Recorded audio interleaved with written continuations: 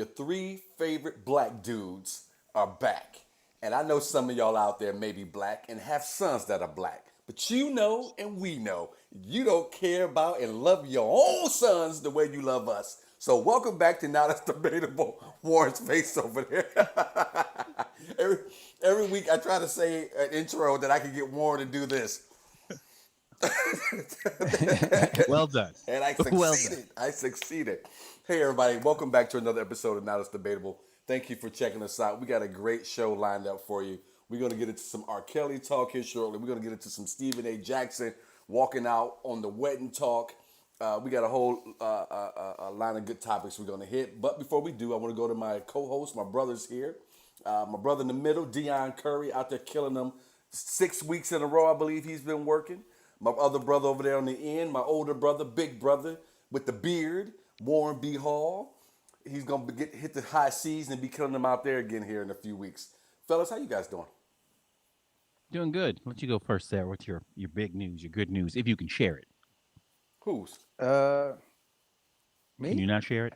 It's Yeah. it's it's not it's not big news. I just helped a friend record a Netflix special, and you'll hear me on the intro whenever it comes out, unless they cut my whole part from it, which is possible. So I don't know. That's why I didn't really mention it to anybody. But yeah, it was cool. It was fun. I don't know. I feel kind of weird. Like I don't know. Sydney, you said 6 weeks. It'll be 8 weeks by the time I'm done. So 2 months straight. Oh, I'm like sorry, sir. feeling my age. Like I feel tired. That no, it's fun. I'm just saying, like, this is the longest I think I've been on the road consecutively. Um, and like it's catching up with me. So I'm a little tired, but I'm here with my brothers. I love doing this show. I've been looking forward to it. So and we got some great topics too. Uh Shout out to all the Now That's Debatable master debaters dropping those topic ideas. We picked a few of them and it's gonna be a great show. Yeah, it's gonna be fun. It's gonna be fun for sure. Warren, what you got, man? What's good? What's good with you, sir? Just Dante, the 14-year-old, just had his first homecoming. I personally never went to homecoming. I don't think I went to any football games at my high school, so it's all new to me. But Brooke, she grew up in that world, so she knew what to do and how to hook them up. And yeah, it was interesting. It was interesting as a parent because I'm a parent now, so it was kind of crazy. And I had to tell him, okay, be respectful. No means no. There is no maybe. You know, the two things as a dad you got to tell him. Hey, you respect. But he did well. He did real well for himself. So I'm proud of him. He looked good. Let me ask you a question because my We're wife frozen? is. I'm sorry. Go ahead. Go ahead. No, I thought we were frozen. We're good. Now we got a little bit of a lag. We got a little bit of a lag going on. Yeah, it's a little bit of a lag going, and I'm not able to see any comments at all on my end. So I don't know if people are commenting or anything. Are you guys seeing anything on your end? I can't see if I people. do not. And I usually do. I Do don't not. I don't see anyone commenting yet. I see Caleb is watching. Shout out to Caleb. Okay. If you're Yep, watching, there we go. you see comments. I do. Caleb Knight says, hey, y'all are back. I'm going to miss like 7 weeks on this show. Or you missed 7 weeks. Which is it? Oh, we got to head to boot camp soon. Yes, sir. Yes, sir. Hey, Good everybody deal. out there, I want to remind you real quick. Go ahead and click that tab button also, or click that share button rather. Also, if you're enjoying the show, click the share button. I can't see anything on my end. I'm not liking this program. We may stop doing this program. I might try to find something else, but we won't do it tonight. I'll try to work my way through as best I can. You want me to read some of them? I'm getting them now. We got a happy Monday from Kathleen. A happy Monday, everyone, from Cami. Uh, I Happy don't see Monday any. from Mary Ballard. So you got two streams going. You got the Now That's Debatable podcast stream Yep. or group stream, and then you've got the live stream that's open to everybody else. And most people are in the everybody else category. Tamiko's on. She's sneak watching at work. Well, don't get in trouble, Tammy. But yes, shout out to our top tier Patreons, Katie Horgan, Kathleen K, Cami Wilson, and who am I missing? Who's our fourth one? Miss Shandis. Susie. Shandis. How could I? Kathleen, How? Cammy, Katie Horgan, and Shandis. Yes, thank you guys very Yes. much for being on that special tier of the Patreon. We appreciate you. You help the lights stay on, and you help me pay for this program that's I'm really pissed off with right now. So thank you very much for doing that and taking part in the show. As you guys can see, we are flexible, so these guys will be hitting y'all with the comments tonight. So keep them coming, keep them fresh, and these guys will be reading them. You won't be hearing them from me. Which one of you guys are going to do it? Which one's going to do it? So I know who's I coming. see I think I see the personal group. So now I see Victoria just came in and said, "Hey guys." What's up, Victoria? What's going on? You do the group one, and I'll do the other one. Okay. Since All Sydney right. can't see either one of them, and Sounds we'll good. cover it that way. All right, cool. So let's get into the show. First topic I wanted us to touch on comes from Kathleen, actually. You guys have been awesome. Davizi and Kathleen and a few of you others have been awesome over the last few weeks. We've asked you guys to give us some things you want to hear us debate about, and you guys have been great with it, and I thank you for that. And I wanted to say this too when I was thinking about it earlier. We don't ask you guys to do it because we just want to throw it upon you to do. We ask you to do it because we want to make sure you feel like you are part of this show because you are. This show is as much about you all as it is about us, and we want to make sure that you guys are interested in what we're talking about. So that's why we ask you to do that every week, and so we're going to keep that going as long as people keep responding to it. With all that said, our first one comes from Kathleen, one of our original master debaters, and it talks about. She asked about genetic testing. Would you, to my two brothers here, and to anyone out there who wants to share in the show as well, would you want to know through genetic testing whether or not you were going to develop cancer, and we'll keep it at cancer, but other diseases down the road? I wanted to put a little twist on it. Would you want to know that you were going to develop the type of cancer that was going to be incurable or likely to be incurable? Is that something that you want to know about, or would you want to walk through life unknowing? Warren? I'd want to know. I'd want to know because if you're going to be brave, why not be brave sooner than later?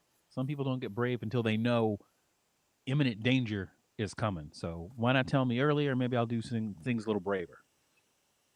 Dion? That's my own thought. Pretty simple. I don't think I would want to know for the simple fact that it would cloud all my judgments and the things that I do. I would think I would rather go through life um, with the idea that nothing was going to stop me, and as far as health wise, like I would perceive myself to be healthy even if cancer was growing in my body and I was unaware of it. I would rather live my life in the way of not knowing and then dealing with it when it came, as opposed to fretting about having to check every 25 minutes, is it coming yet? Is it coming yet?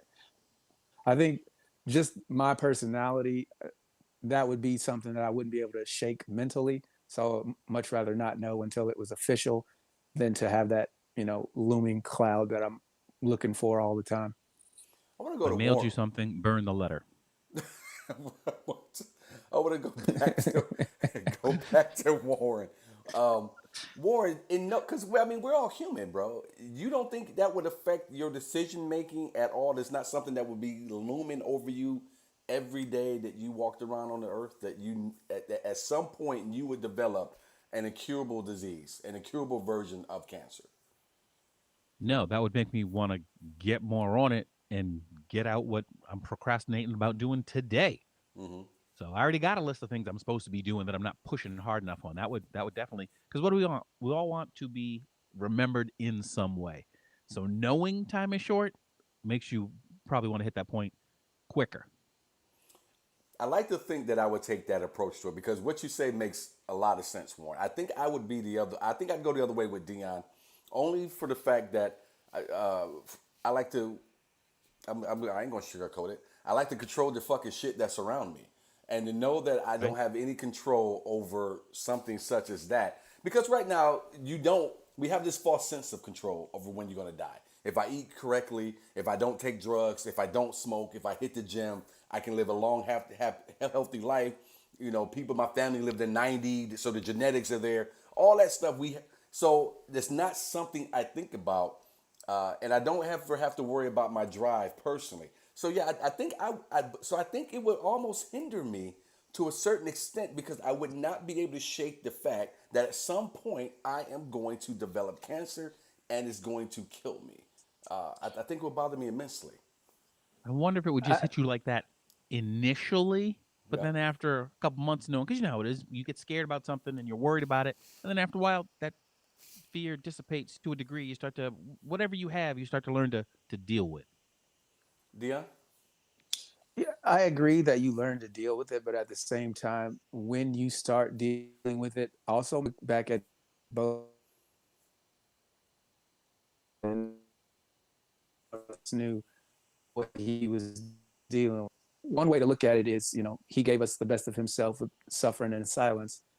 And another way to look at it is, he could have gotten a lot more support had he said something, You sooner. assuming you're talking about No Chadwick right or Boseman? wrong answer to that. Yeah, are you guys getting a freezing issue at all, or is it Say it just again. me? Yeah, we lost everything you said. We lost. I'm assuming Yeah, you were I'm getting mad lag Is it today. Can you guys just hear me now? Dion Yeah, cutting out? Or are yep, we all cutting out? yep. I can hear both of you right now. Now I can. So you were talking about So chat. You were talking about were you Chadwick, right, speaking about Dion? Chadwick Can you hear Boseman me? in there somewhere? Yeah, I was Now we can saying hear you. that, Chadwick Boseman didn't tell anyone, didn't tell anyone about, his cancer, and he lived his life the way he wanted to live, and he gave us the best of himself. But had he told us sooner, he might have gotten more support. People wouldn't have been as, critical of some of the things, the way he looked per Mm. se. There's no right or wrong answer. Me personally, I think I would go the Chadwick Boseman route and not say anything, because people will treat you differently knowing the issue that you're dealing with, and something as serious as cancer. There's a pride aspect involved with not wanting to burden people with your struggle. But at the Right. same time, if everybody's aware of it and they choose to be dicks, well, then, that's also another light that can be shined on their type of personality. So for me personally, I think I would just, I would keep it to myself, struggle in silence, and live my life the way I wanted to live it, regardless of the diagnosis. Because at the end of the day, you get to make your own choice, and that's just my personality and how I perceive things. Hey, let's go to some comments real quick, Warren. If we could start with you with the group. I saw Jaquetta in there. What she say? She said, like Mario Winan said, I don't want to know. Divisi agreed. I don't want to know. Test me for the curable shit. Uh, Jessica Lee Taylor said, absolutely. You move different with knowledge. And Victoria said she would want to know. Oh, wait. First she said, no, I wouldn't want to know. No. She broke it into two places, but she's saying, no, I wouldn't want to know. Mm, and that's what I got. You know, Warren. I'm sorry. Could you read the Jessica Lee one more time? She said, oh, I must have missed one. Some people live in fear, even without a genetic testing. But before that, she said, absolutely, you move different with knowledge. Yeah, it sounds like she's taking your approach to it. She's agreeing with your thought process on it. But again, Dion Right. said there's no right, there's no wrong way on that one. Dion, you have any comments at all, sir, outside the group? Kathleen says, I think people would spend a lot of time, energy, and resources trying to find the cure. Uh, Mary Ballard says, as a breast cancer survivor, I've had a bilateral mastectomy. I would like to have known. I would have had the mastectomy a long time ago when I was younger and could have bounced back sooner. And then people are saying it's freezing. So, but yeah, again, I completely understand people wanting to know as soon as possible, to take some type of preventative measure to extend whatever time they're going to have. But I'm one of those people that, me personally, I'm just like, if it happens, it happens, and I'm gonna deal with it as it comes. Because at the end of the day, like you said, if it's incurable, then what difference will it make? It'll help somebody else, sure. Like the Jimmy V Foundation, they raise all this money for cancer research, and that's great. But me personally, if it's not helping me, I got to get the fuck on. And all three of us have been blessed to this point that we haven't had to deal with anything like that. And I'm saying that because for Mary Ballard, I can get where she would have done something different because she's already went through it and had a mastectomy, and she would have made different decisions moving forward a long time ago had she known that she what she was looking forward to. So yeah, I can definitely appreciate her response, and I can also appreciate the fact that where you are in life. Like I was talking to someone the other day about selling your home because the market's hot, and should you sell and move on, or should you sell, pocket the money, wait for the market to dip, all that type of thing. And me and my friend, we had a thought on it was, well, you're going to make the decision based off where you are in life. If you're someone who has 2 kids and this is where you and your wife plan on raising these kids, you're probably not going to sell the house unless you got some crazy amount of money, as opposed to someone who's younger, who's not as invested with a family. Maybe you sell the house. So I can completely see with Mary versus what we're saying, well, at least what I'm saying, that you're just going to make different decisions and you have a different opinion on it. Warren, like you had something. I'm smiling only because this is normally what you'd call me. Warren flip flops, goes back and forth. You see both sides of a story. Now you see it. You see it. I'm proud of you. You know what I like? I like whenever I agree with what Warren would normally do. All of a sudden, he's proud of me. Like all of a sudden, I've made the wisest decision I could have ever made. I didn't agree or disagree. I'm just appreciative that you see both sides. I definitely. But you know, something like this is so serious, man. You just have to take both sides in and understand where everyone's kind of coming from when you talk about life and death. I think, Warren, or something like this. You and I had spoke a little bit earlier when you were telling me the topics, and I had said it's kind of like, unfortunately, with the whole COVID thing, a lot of people look at it one way. A lot of people think it's maybe not as serious as it is, and it's not till your neighbor across the street or your favorite aunt or someone who you care about deals with it. Well, now your view's different. Now it's real. Yeah, because a lot of stuff, again, going back to not to overuse it, but when you're talking about life and death, there's so much gray area in there when you're talking about COVID or talking about the subject that Kathleen threw our way. There's so much gray area you just can't ignore it. It's too much gray area sometimes. It's hard to make a decision on a lot of different things when you have that much gray. Dion, you still with us? You good? No sound. We don't hear you, Dion. We see you, but we don't hear you, Dion. It says you muted yourself. Dion, drop off and come back if you can hear me.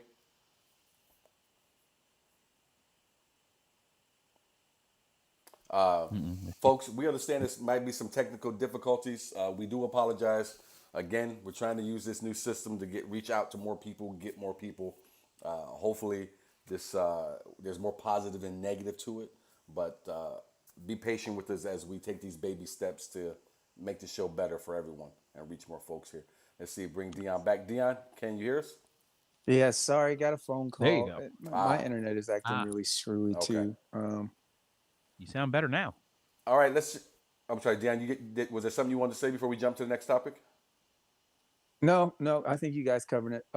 Other than, I think it would be cool if, like, in the future, if we could, if like I had a child and there was some type of genetic testing or re-engineering to get rid of bad traits. I'm not opposed to things like that.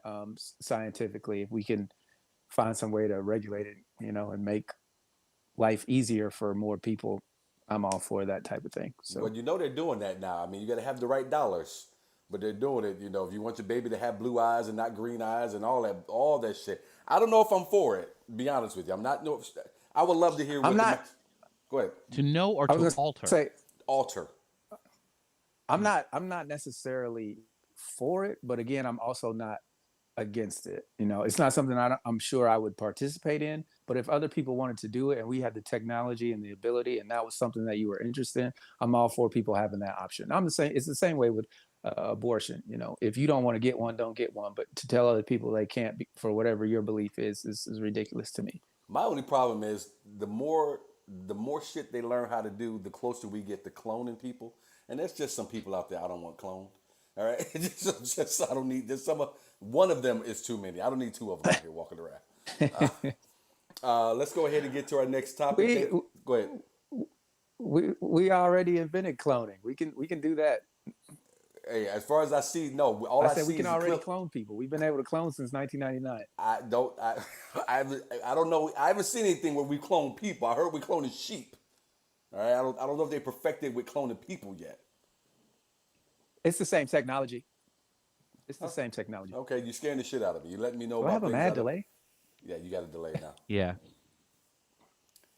What's up with your internet? I don't. I'm not even using my Wi-Fi because it was acting so bad. I don't know what's going on. Oh. All right, we're going to carry on with the show. Folks, thank you guys again. If you are enjoying the show, click that share tab. All right, our next topic. Steven Jackson. Is Dion with us still? I'm not sure if he's frozen. Yes, I'm still here. Okay. Dion, I want you to introduce the next topic, Steven Jackson, because I wanted to come from your mouth. Go ahead. Can I read this comment from Tammy before we move on? I'm Yeah, yeah, sorry. yeah, of course. She said, "I would want to know. I wanted to have another kid at 42. Of course, it was frowned upon. Birth defects, old lady with a baby, etc., etc. Fast forward at 11 weeks, I was offered genetic testing that would tell me if the kid had issues. They gave the option to move forward with the pregnancy or terminate. It sounds terrible, but I'm glad I was offered the test." So Okay, okay. And who'd that come from? that was Tammy. Oh, thank Tammy you. Thank Owens. you, Tammy. Thank you. Appreciate you. Uh, and thanks for sharing. That was something serious to share. So thank you very much. Go ahead, Dion, with the Steven Jackson. So Steven Jackson, this is a couple years old. I want to say 2019, maybe 2020, somewhere around there. And He was going to get. why is it back in the news again? I just saw it pop up today, like everybody else. I Yeah. have no idea. Okay. Must be a slow news week, but basically, he was going to get married, and he wanted his fiance to sign a prenup, and she wasn't willing to do it. She put it off. She put it off. She put it off until the day of the wedding, where Stephen was like, "Hey, before we do this thing, I need you to sign this paper." And she was like, "Oh yeah, yeah, I'm gonna sign it." And she's getting her dress on, and everybody's getting dressed, and then the pastor comes in, and he's like, "Hey, I'm here.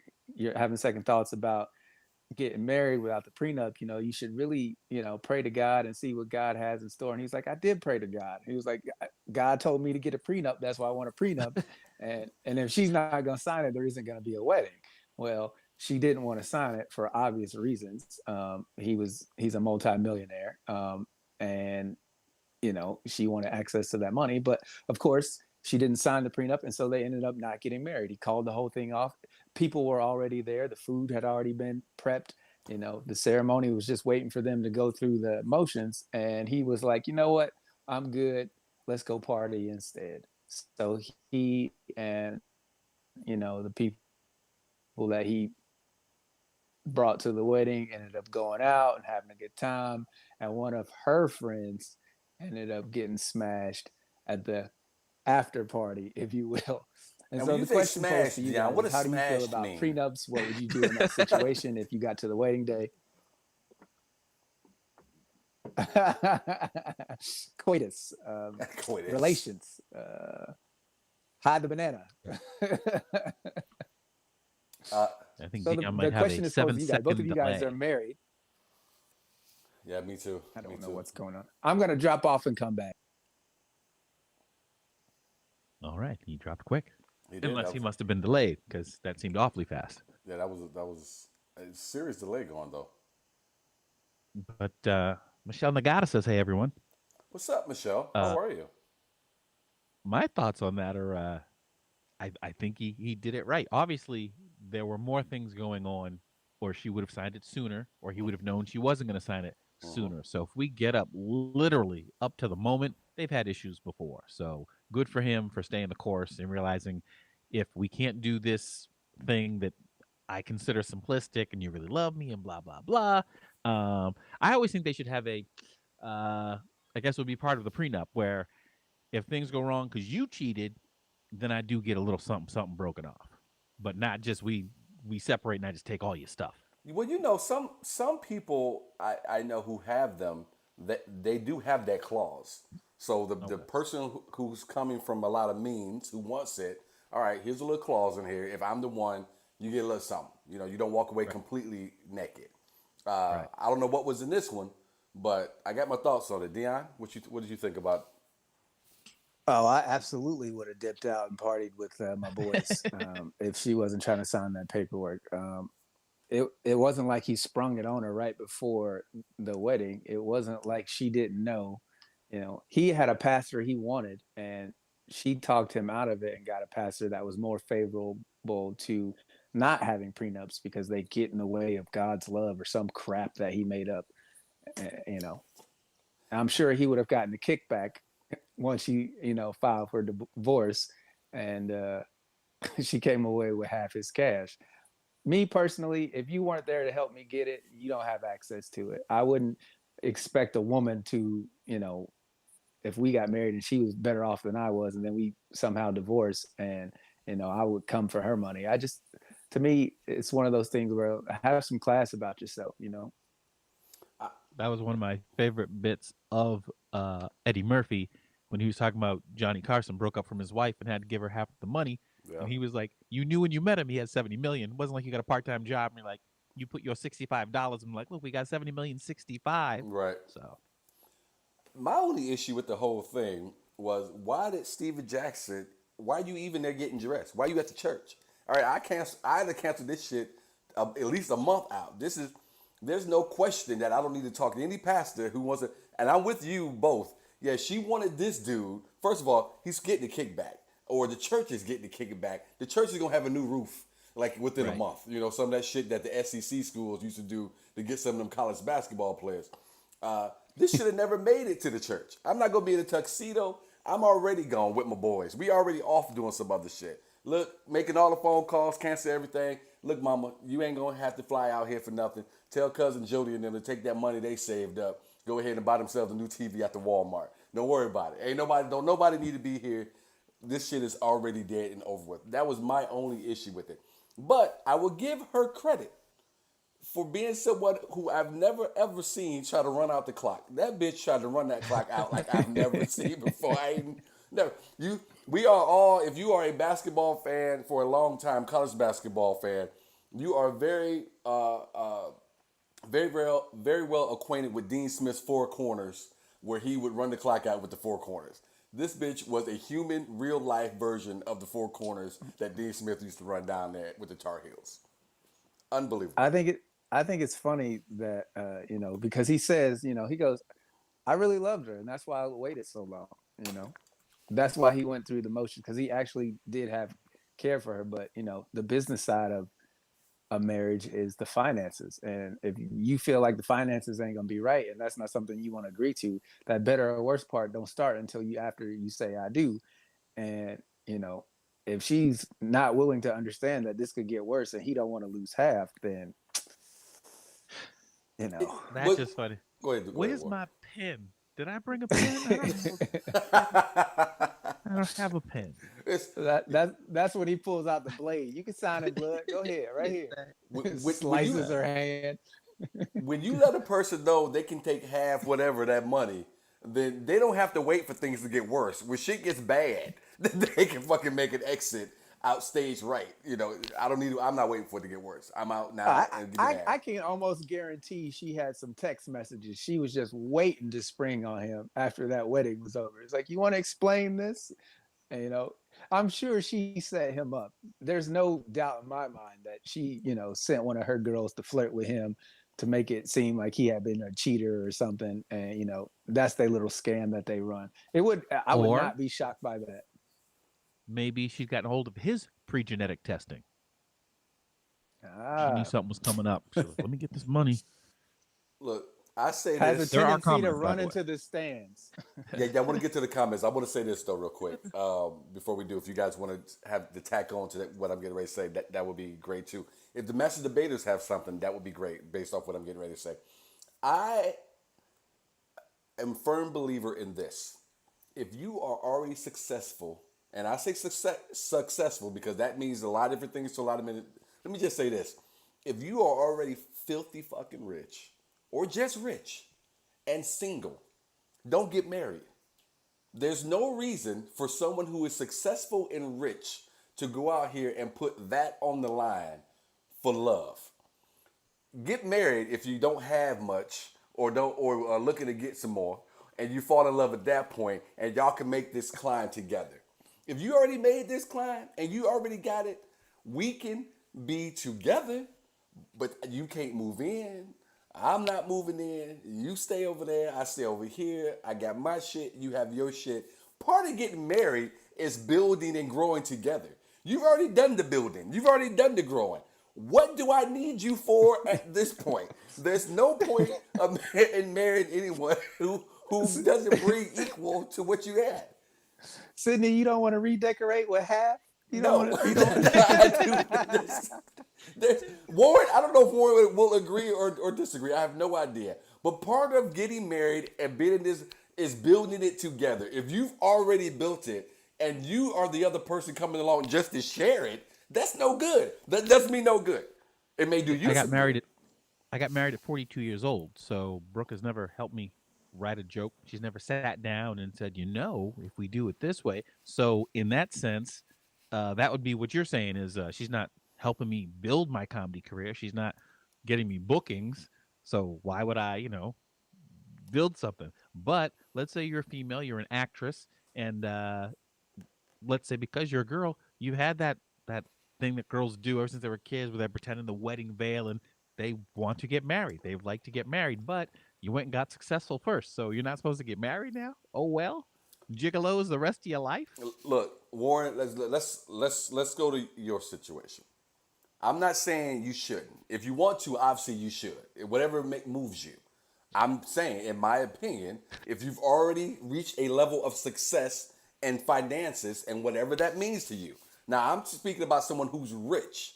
Now, if you were Dave Chappelle money and already single and Brooke was coming along at that point, what are we doing this for? What is this about? I'm already up here. I already have millions in the bank. Yeah, we can be together. I think you look good. I may even love you. But there's nothing. I've already built everything. There's nothing for you to build. There's nothing for me to share with you because you were not here in the beginning. All I hear is Sydney going, Sydney, what have you done for me lately? What you need to hear is that motherfucking Drake song, No New Friends, No New Bitches. That's- See, so see, anyway. I've always said you can't account for the heart. There's that woman who remember she drove across several states wearing a diaper so that she could meet her boyfriend's wife at the airport to shoot her, I and remember everyone that. was like she was crazy. Yeah. And how'd they let her into NASA? And it's like, because if you take that out of it, she handled it just like a mission. I want to get here in X amount of time. The smartest way to do that is not have to take bathroom breaks. I'll wear a diaper. That'll get me there faster. So that was more efficient. So she was great. And then you threw love in there and it screwed her up. So Right. you can't account for what love is gonna make you do or not do. And that's why I'm saying, because I can't account for that, I don't need you helping me count my money. so that's all I'm saying. That's all I'm saying. It's hard to see only because once you've fallen for someone, well you're in it. You're not thinking right, period, because Absolutely. you're in it. You're right. So what You're you're right. saying You're is right. the second you start to like this person, you're like, I got to cut you off now.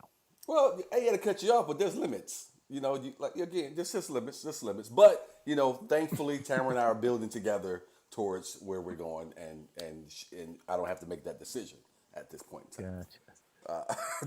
No. Warren, you got to go to some comments for us, sir, please. Luckily, I'm not rich. Luckily, I'm not rich. Oh, Caleb said I would. I'm sorry, Warren. If we kidnapped you, you could pay the ransom.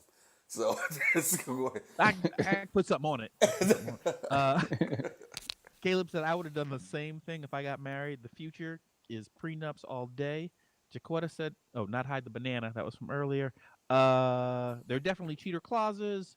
Um, Jaquetta said she also cried. The girl he was going to marry. She also cried and said she did sign it. He said no because then people would think you signed under duress, and this Yep. would be null and void. Yep. Interesting point. Caleb said, I also feel you need to educate yourself and get a good job so you're not dependent on my income if we decide to part ways in the future. So, see, he's always thinking of that exit strategy. Danae Turner says, and contacts like sports contact or contracts, I'm sorry, where each kid or year married changes the terms. That's interesting. Chiquetta, I'm with Sydney. Shot clock. What she say? Robbins? I'm sorry. What she say? She Oh, just said God. shot clock. Okay, there you go. She ran Did it you say out. run out the clock? Yeah. Robbins World. Robin's World. All right. Robin. Okay, Robin.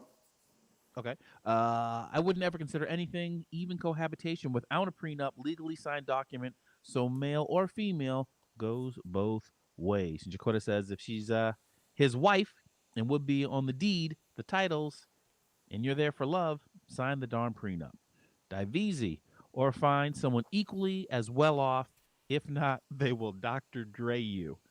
I, Hilarious. you know Uh, what? The Dr. Dre is interesting because I was going to say this, Di. I'm glad you brought that up, and I'm sorry, Warren, I didn't mean to cut you off. no, no. But Hulk Hogan's wife got him because they had a house in Florida, they had a house in California. In California, it's automatic down the middle, no questions asked. So she Right. flew from Florida to California and filed for the divorce in California so that she could get half that money. So no, you got to be on your A game. You don't be the only fool in love. To be fair, she was with Hogan from the majority of Hulkamania, so it wasn't like she wasn't, like she She just made came in at the Featherboas. end. She didn't get take. Look, I didn't say she should have walked away and went and lived in a box, but you don't deserve half. You didn't get body slammed. You ain't ripping these shirts off. You ain't do none of that. None of that. Get your little something. She had to deal with her husband being one of the most famous people of the past 30 years. She had to deal with. Yeah, She also had to deal with being able to go out and buy whatever she wanted for the last 30 years. She had to deal. You talk like you a wife. No, I'm just saying, in this particular instance, you have to look at what she went through No. as far as, why there was no prenup. It wasn't, she didn't join the bandwagon. She was there when the elevator was on the bottom floor. She Right. helped press the button. So You missed your calling. no, she's entitled to half of whatever it is that he gained because she Warren, had do you to agree deal with with. that? What if she was the first one to say, "What do you think about feather boas?" Warren, do you agree she deserved half? How long were they married? Did she take care of him when his knees went out? Stuff like that. It's a huge factor to factor in. So she deserves a lot But half. for the amount of time. For the amount of time. I'm not saying she should walk away with nothing. She should have got something, maybe 10%. I mean, they have 2 I think kids. more than 10. Yeah, Right. Yeah. It's whatever level you get on. So if you're there in the beginning and then they blow up, then yes, you're entitled to half because you put up with the groupies and the travel and the absence and all that other things that come with your significant other being of a certain status. Now, Man, I can see the two of you starting the law firm and just taking on all wives' sides of the divorce. Are you trying to get your husband for half his money? Well, come on, call up Deion Curry and Warren B. Hall. It would be no different if a woman became a model and she had a boyfriend, and he helped her fly to all these places and get these photo shoots, and it would be no. I would have the same thoughts then if you flip the roles. If it was a woman who was career took off and she became, Tom Brady's wife. What's her name? Mrs. Brady.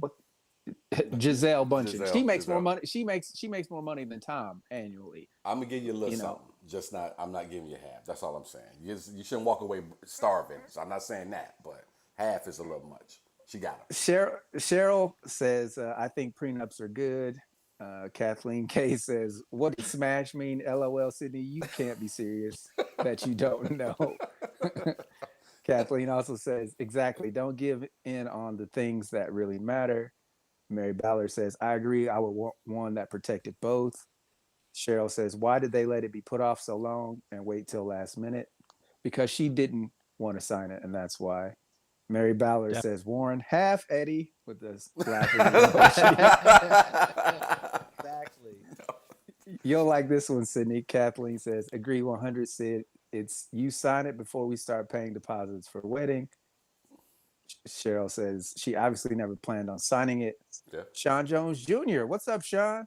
She didn't get with him because of his looks. With the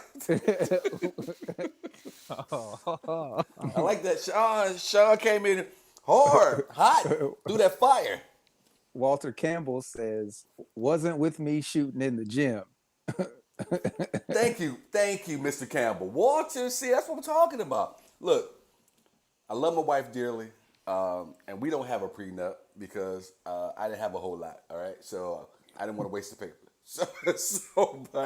But she didn't write any jokes, And so I can't, it's the same way. I don't go in and do or have done lesson plans with her. You just have to show some respect. That's all I'm saying. Give you a little something. But why do you need to have? Why do you I need wonder to how have for much this? Well, how much how much did Lopez's wife get? George Considering she Lopez? gave him a kidney. Yeah. I don't know. She gave him a kidney and then he broke up with her after. I heard that story. I didn't know if that was true or not, but I heard that. So no, that's definitely true. that's true, but yeah. I don't. Let me finish some of these here. Michelle Nagata said, I don't know if pre-work or prenups work that way, but essentially it's a business deal for the time you put into the marriage, whether you like it or not. So I doubt she could set him up, but it's probably best they didn't get married. Honestly, if you can't agree on a contract before legally committing. Would be interesting if Liz were here for this topic. Was that his fiance, Liz? No, Who's Liz Liz? was your fill-in when you weren't here. Ah, gotcha. Thanks, Liz. Rachel Conrad said, "Wow, Sydney, what a romantic you are." LOL. Caleb said exactly. A game. Fuck being broke. Been broke before, and that shit is no fun. And Michelle said, "You assume so much, Sid." Feather Boas was liked. Thank you. And I agree. Hulk Hogan is annoying. Did anybody say that? No, Okay. I didn't see that. Uh, Rachel said marriages are half and half, no matter what, or you'll take 50% and then it cut off Michelle. So I don't know what the rest of your thought was. Okay, you'll keep 50%, the blank. Marriage is 50-50 for regular people. Yeah, When you true. when you when you get out of regular status, marriage is not 50-50. That's not how this works. Marriage is a business deal even at the most basic for regular people. Even for regular people, you have to look at marriage like a business deal.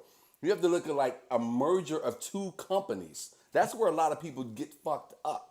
You do go into it only with your heart. Oh my God, oh my God, oh my God. This is business at the end of the day.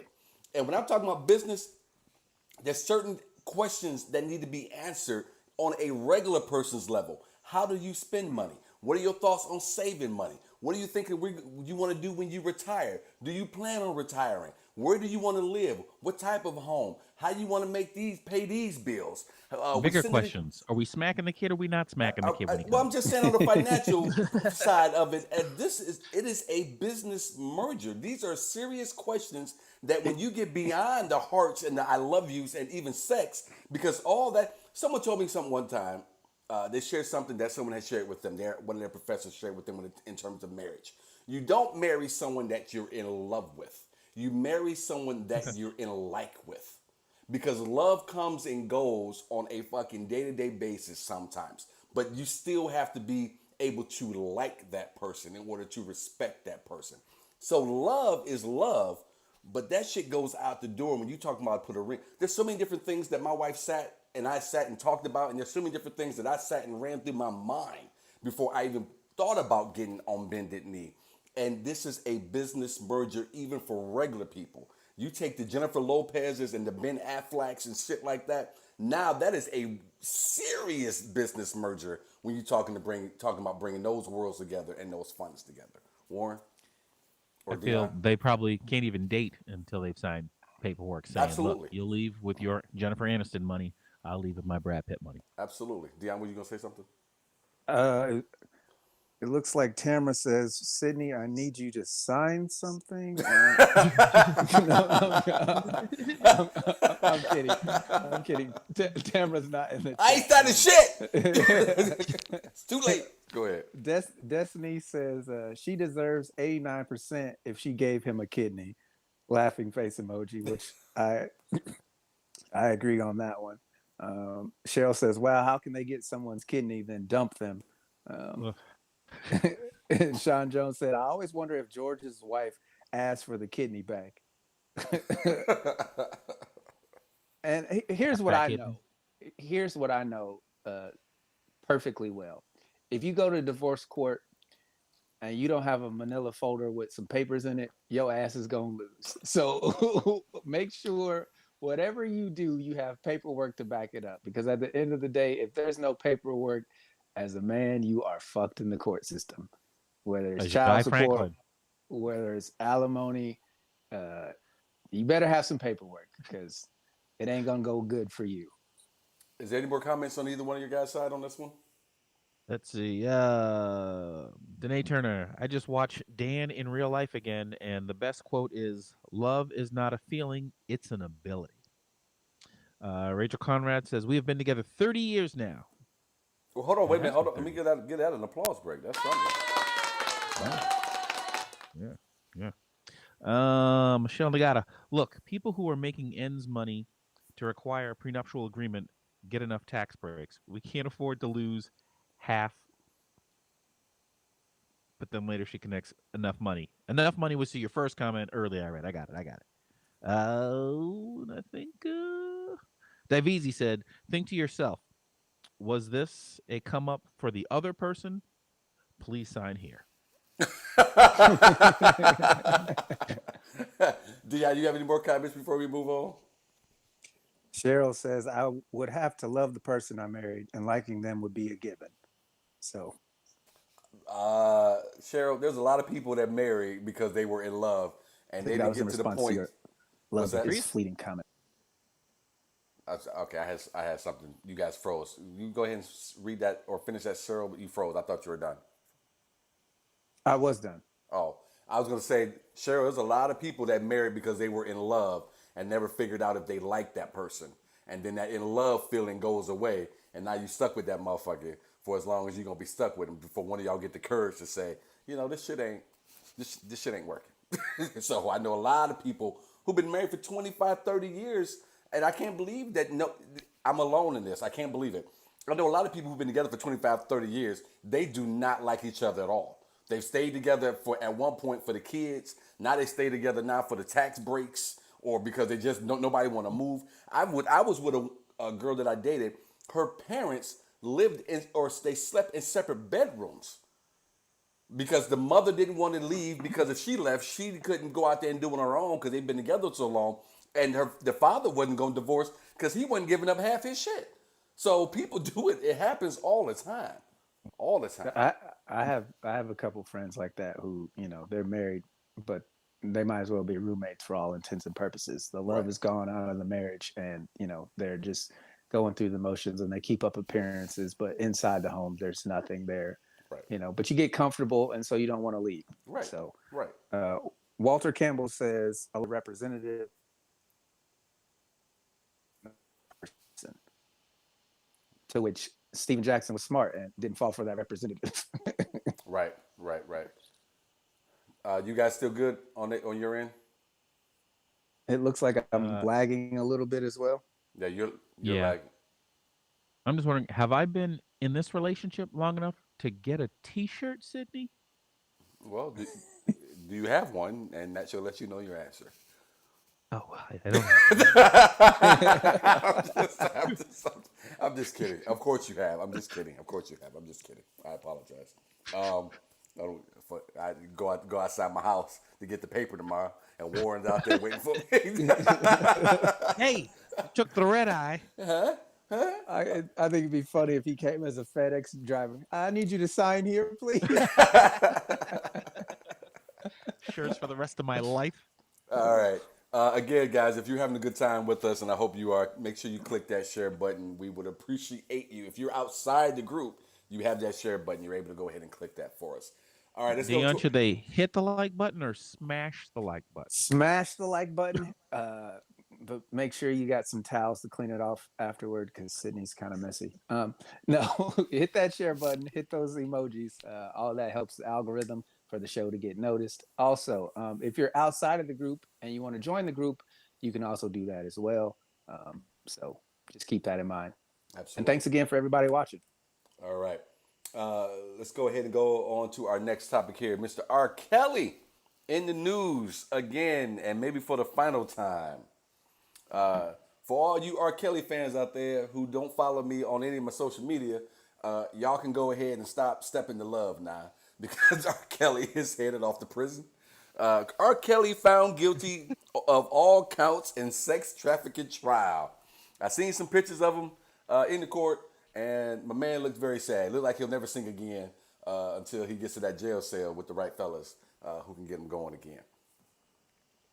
I wanted to talk about this because I have not listened to an R. Kelly song in many, many years now. And I've done that purposely. And one of my good friends put up, I'm still going to rock with his music. And I know there's a lot of other people out there who's been rocking with his music. Now, I want to hear from the master debaters because I do not know for a fact if either one of you two are fans of his music. I, for one, was a huge fan. I think the guy is a musical genius. So many good songs. And I'm going to miss Not Step Into Love. But I refuse to step to love. In fact, the song I'm going to miss most is the remix. When he talks about the kitchen and shit. I'm going to miss that song a whole lot.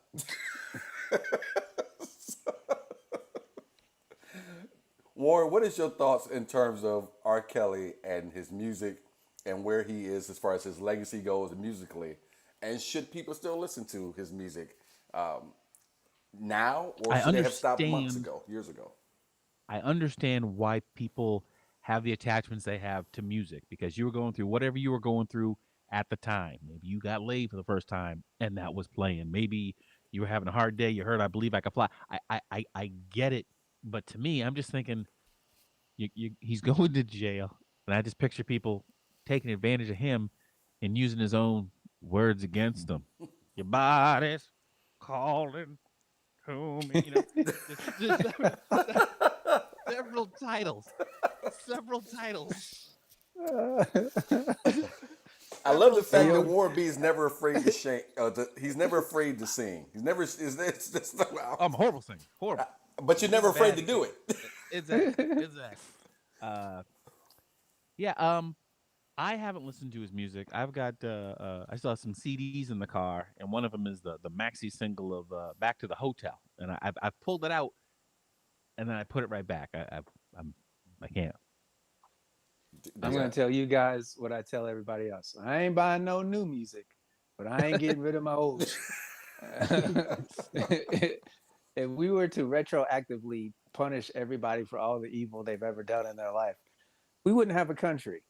America is more guilty than R. Kelly is, and R. Kelly's hella fucking guilty. Oh So wow, wow. the point I'm trying to make is you don't have to support the man. If you've already bought his stuff, it's your property. If you want to groove to it, groove to it. I still listen to R. Kelly. I have a bunch of his albums. The music is the music. The man is the man. I don't support the man. He found guilty. He's got to serve his time. He's got to deal with the consequences of his actions. That has nothing to do with me believing I can fly or, you know, being not alone or feeling on a booty Let me or ask you all this though: it, Booty. don't you feel now that that was all admittance? He was admitting my mind's telling me no, but my body. I mean, a lot of his lyrics now to me just seem like a confession. He was telling you. He was telling you I, then. I, again, if he was doing it subconsciously or he was doing it consciously, he was admitting to his guilt, and that takes courage. It's dumb. It's incredibly dumb. I would have never wrote songs that confessed all my crimes, but that's just me personally. But if you could make millions of dollars off of it, and live a certain type of life for however much time he lived it, he's gonna get what's coming to him. Mm. I'm not gonna, like I said, I'm not. He's not gonna make anything new, but I'm not getting rid of the old stuff, because I feel personally that if we want to, you can't retroactively get justice. Like you just can't do it. Those things happen years ago up until I think 2015 was the latest time that he did it. It might even been sooner than that. You punish him for all those things, but I've already bought the albums. And you're not the only one who's not going to worry about punishing him with the old music. Neither is Spotify, neither is iHeart, neither is Apple, neither is anyone else who's picking up on them royalties, writers, producers, so on and so forth. I mean, you make a great point. The music is already out there, and I doubt they go ahead and pull that stuff off the shelves, if you will. I haven't even went to look today. I'll probably do that after the show. But I'm sure I could probably still go download some R. Kelly music right now if I wanted to, I would imagine. You absolutely can. Again, he was a very disgusting human being, but at the same time, while he was doing these heinous acts, he was making great music that people loved and people made babies to and had a good time. And there's great memories behind the music. You have to separate that from the human. One thing's art, another thing is life. A And lot. his art was great, his life was not. Yeah, I mean, a lot of people will find reasons to look the other way. People have looked the other way for how many years now, since everyone knew that he had married Aaliyah when she was 14 years old. People continued to look the other way. He continued to make music. People continued to profit. People continued to buy it and listen to it. I put up today on my Facebook page what I put up the post, and there was a little mini conversation that started where I saw people started bringing up other people who've gotten away with the same thing. You know, I believe Elvis was in there. Who else am I thinking about? My man who sang Great Balls of Fire. Great Balls of Fire. Jerry Lee Lewis. Jerry Lee Lewis. There were some other people that something else that was brought up. Steven Tyler. Someone brought up Steven Tyler, and something along the same lines. Except for he got guardianship over this young lady, got her to have a divorce, and then sent her home, as someone posted in this thread today. So, I think people since the R. Kelly and Aaliyah thing have always tried to find reasons why they should look the other way. Yeah, he did that, but look what was done over here. Almost childlike, if I can say, pointing the finger back at the other person or at someone else. And I think people will probably continue to do that. Warren? Oh, they'll definitely, because people have a way of justifying whatever works for them. Politics, love, money. Right. I don't think it's necessarily a justification of what he did. It's just the quality of, like I said, it's the quality of art.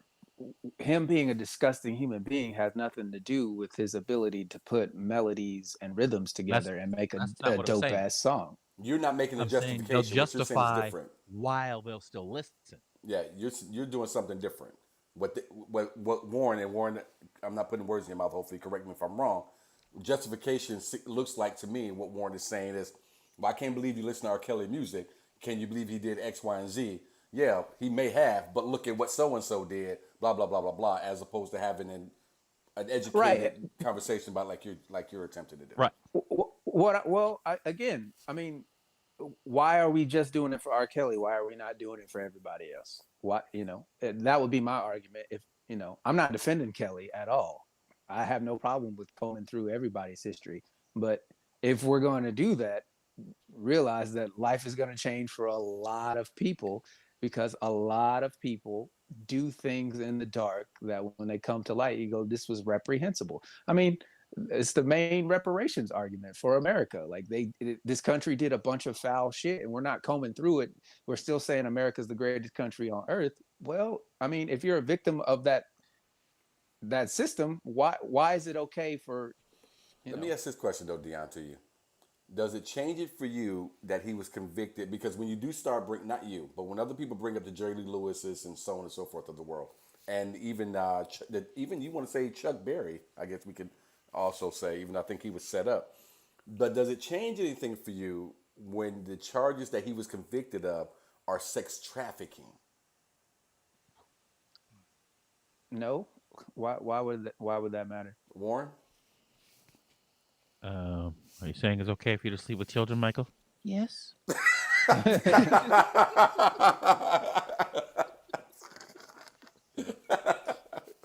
It's only a matter of time. It's only a matter of time.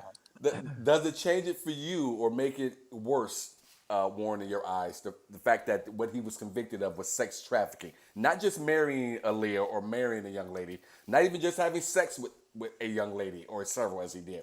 But sex trafficking. Oh, yeah. Trafficking is the worst, right? I mean, the worst. It wasn't even like you said, you did this thing. You then made money and profited off putting these girls under these duress situations with other people or for fun or whatever reason he did it for because he had enough money.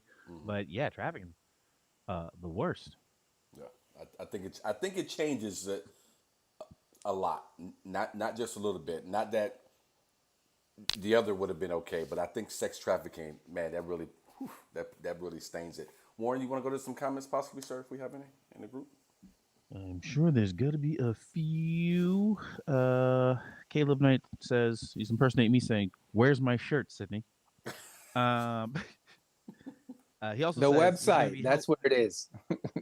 I will try to be nice. Thank you, Dion. Did you buy one from the website, Dion? Did you buy I, yours I from the bought I website? bought several. Yes, Did you? I got All right. 2 hoodies and 2 shirts, 3 shirts Remember, actually. remember that T-shirt you sell and make money on that I gave you? Anyway, let's see here. Danae Turner says, I agree with you not buying new when you know better. At the same point, I don't necessarily know if the car I bought was done ethically or my shoes are cruelty free or whatever else I support with my wallet. You have to decide what is important to you and where your lines are. Jaquetta said, love shouldn't be the factor. You're probably not going to love your partner every day. So I guess we went a bit back on that one. Okay, Dion, you got anything in there? Comments? Yes, there are several. Cheryl says, I don't listen to his music anymore. He's sick. Sean Jones Jr. says, really think about, was he really a musical genius? To answer your question, Sean, yes, he Absolutely. was a musical genius. Absolutely. You can't argue the stats. Mary Ballard says, I never listened to much of his music, but now actively don't listen to him, which I think is fair. Uh, Michelle Magada says, I was never a huge fan. I wonder if his music will ever end up back in rotation like MJ music has because he had an actual conviction. Sean Jones says, you can watch The Cosby Show because it wasn't about drugging women.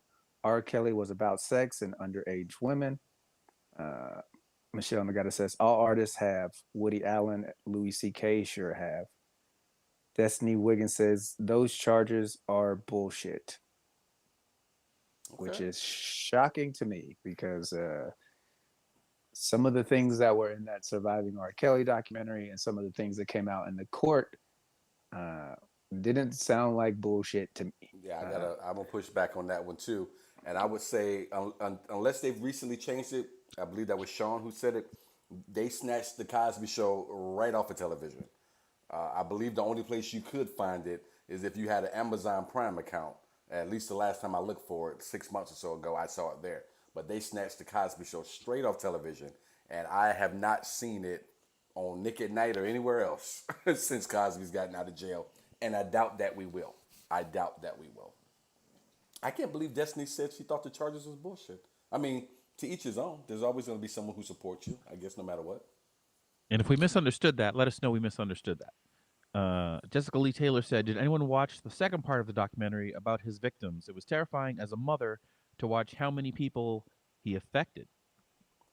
You know what you know what I thought was terrifying, and she's right that that was terrifying. The thing that baffles me still, and I find terrifying, and I guess you could use it with the Michael Jackson case as well, even though I don't, I'm not in the camp of believing that. Is let's assume that that was true what Michael had done.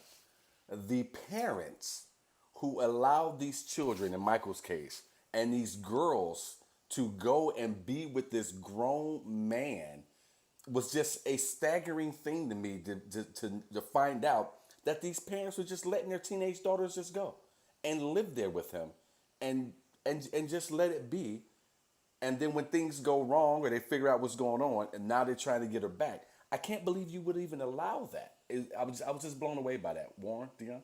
What I didn't understand was once the woman who tracked her daughter down, got to the hotel, he wasn't even there. He wasn't even there. She was there. Uh, I'm of the mind of one way or another, I'm not leaving this building without you. So I'm putting you over my shoulder. I'm fist fighting security on the way out, but there's no okay, come back later. No, no. What do you mean come back later? This is a now. I'm here. It's now. So I was very surprised at that. That she's like, okay, I'll wait downstairs and meet you. No, I'm not. No, I'm fighting everybody. Right. I was blown away by that. Destiny clarifies. She says, bullshit meaning what happened to the rape charges? Why is he reduced to racketeering? She says, nah, I don't support that man at all.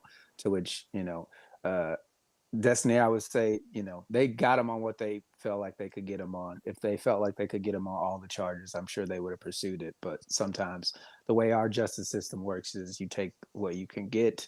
And he might have been able to beat those rape charges because some of those girls admitted to doing things willingly. So it's hard to prove rape in that instance. But So but it's also a lesson of this. Um, when the government wants you, they'll figure out a way to get you.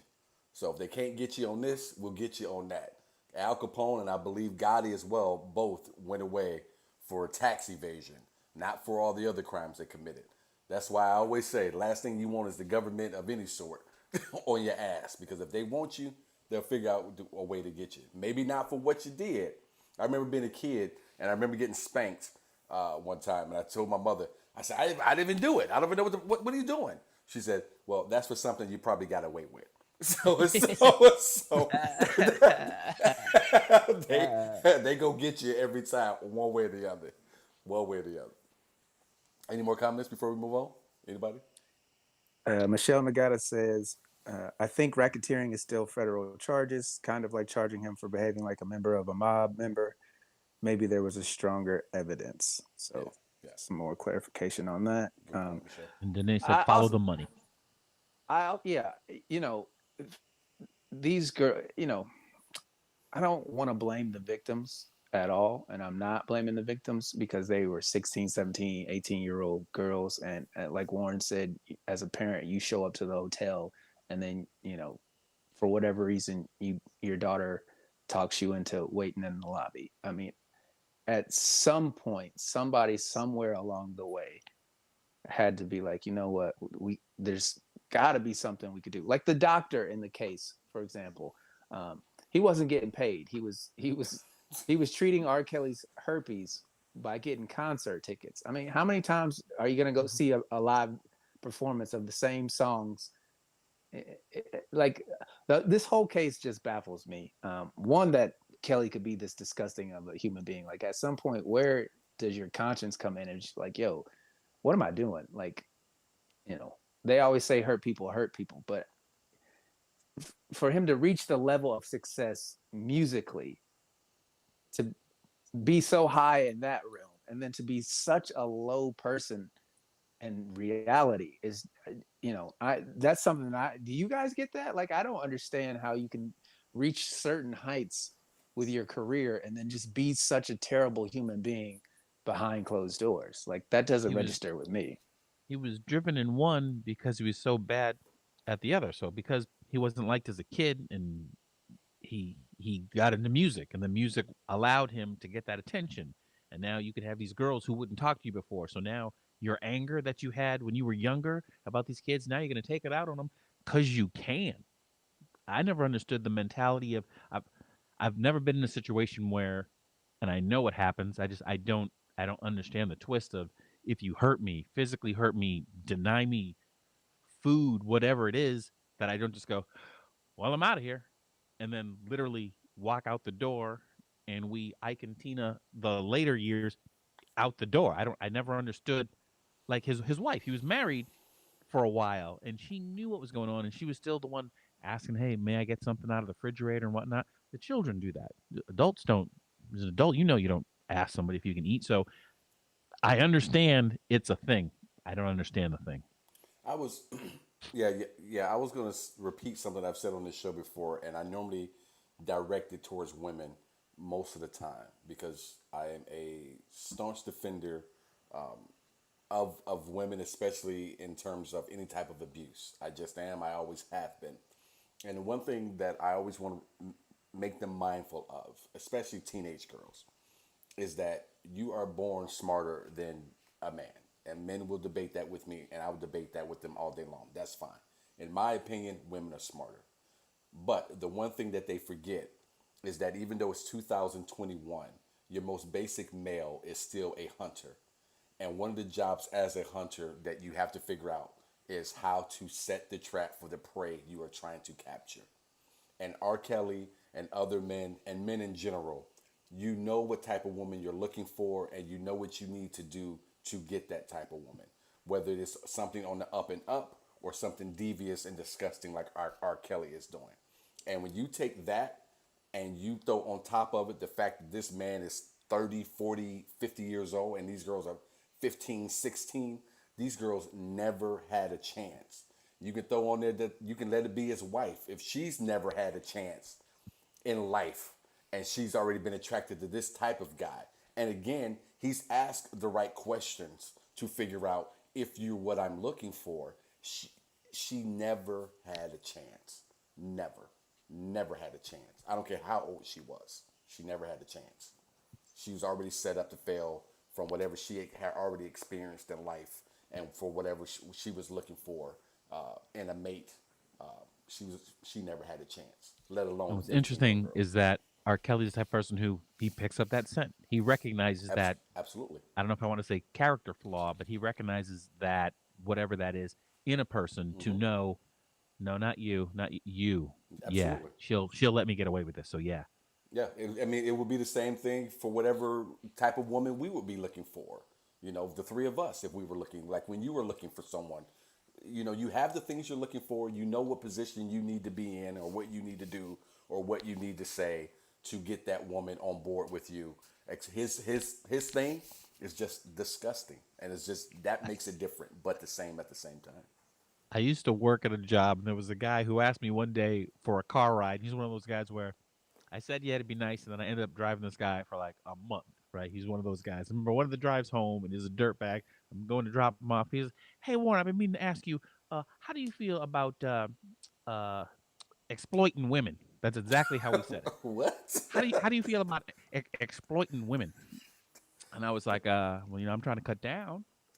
I thought he was kidding, and he was like, "Oh yeah, because this girl and she takes care of her man." And his selling points on her wasn't that she was a nice person or whatever. It was just she'll buy you stuff, and that was his whole selling point of this girl. Oh, Yeah, she yeah. she buys her man stuff, and she takes care of her man like that. Not she's pretty, not she's nice, not she's funny. Just she'll buy you stuff. And that's who he was looking for. God help whoever he ended up with if he figured out how to get that type of woman who would do that for him. Dion, but to respond to what you said, I don't get it either, Dion. But so many people out there are just broken, and if you have enough talent, and that talent can make people money, or if that talent, in the case of the doctor, can get you free trips and 5-star hotels and whatever you want. I mean, how do Yeah, it's it's easy. the lack of morality that really baffles me. Anybody can be made a victim of someone's immorality, which is scary to think about. Because if you want something bad enough, and you meet somebody who has access to the thing that you want, the things you're willing to put up with to get that thing can become the hindrance to you actually getting that thing. Like these girls were hoping to do something with music or production or whatever it is, and then they get sucked into this trap with this guy who actually has all the keys to the things they want, yet they have to jump through all these terrible hoops, and then at the end of the day all they have to show for it is tragedy.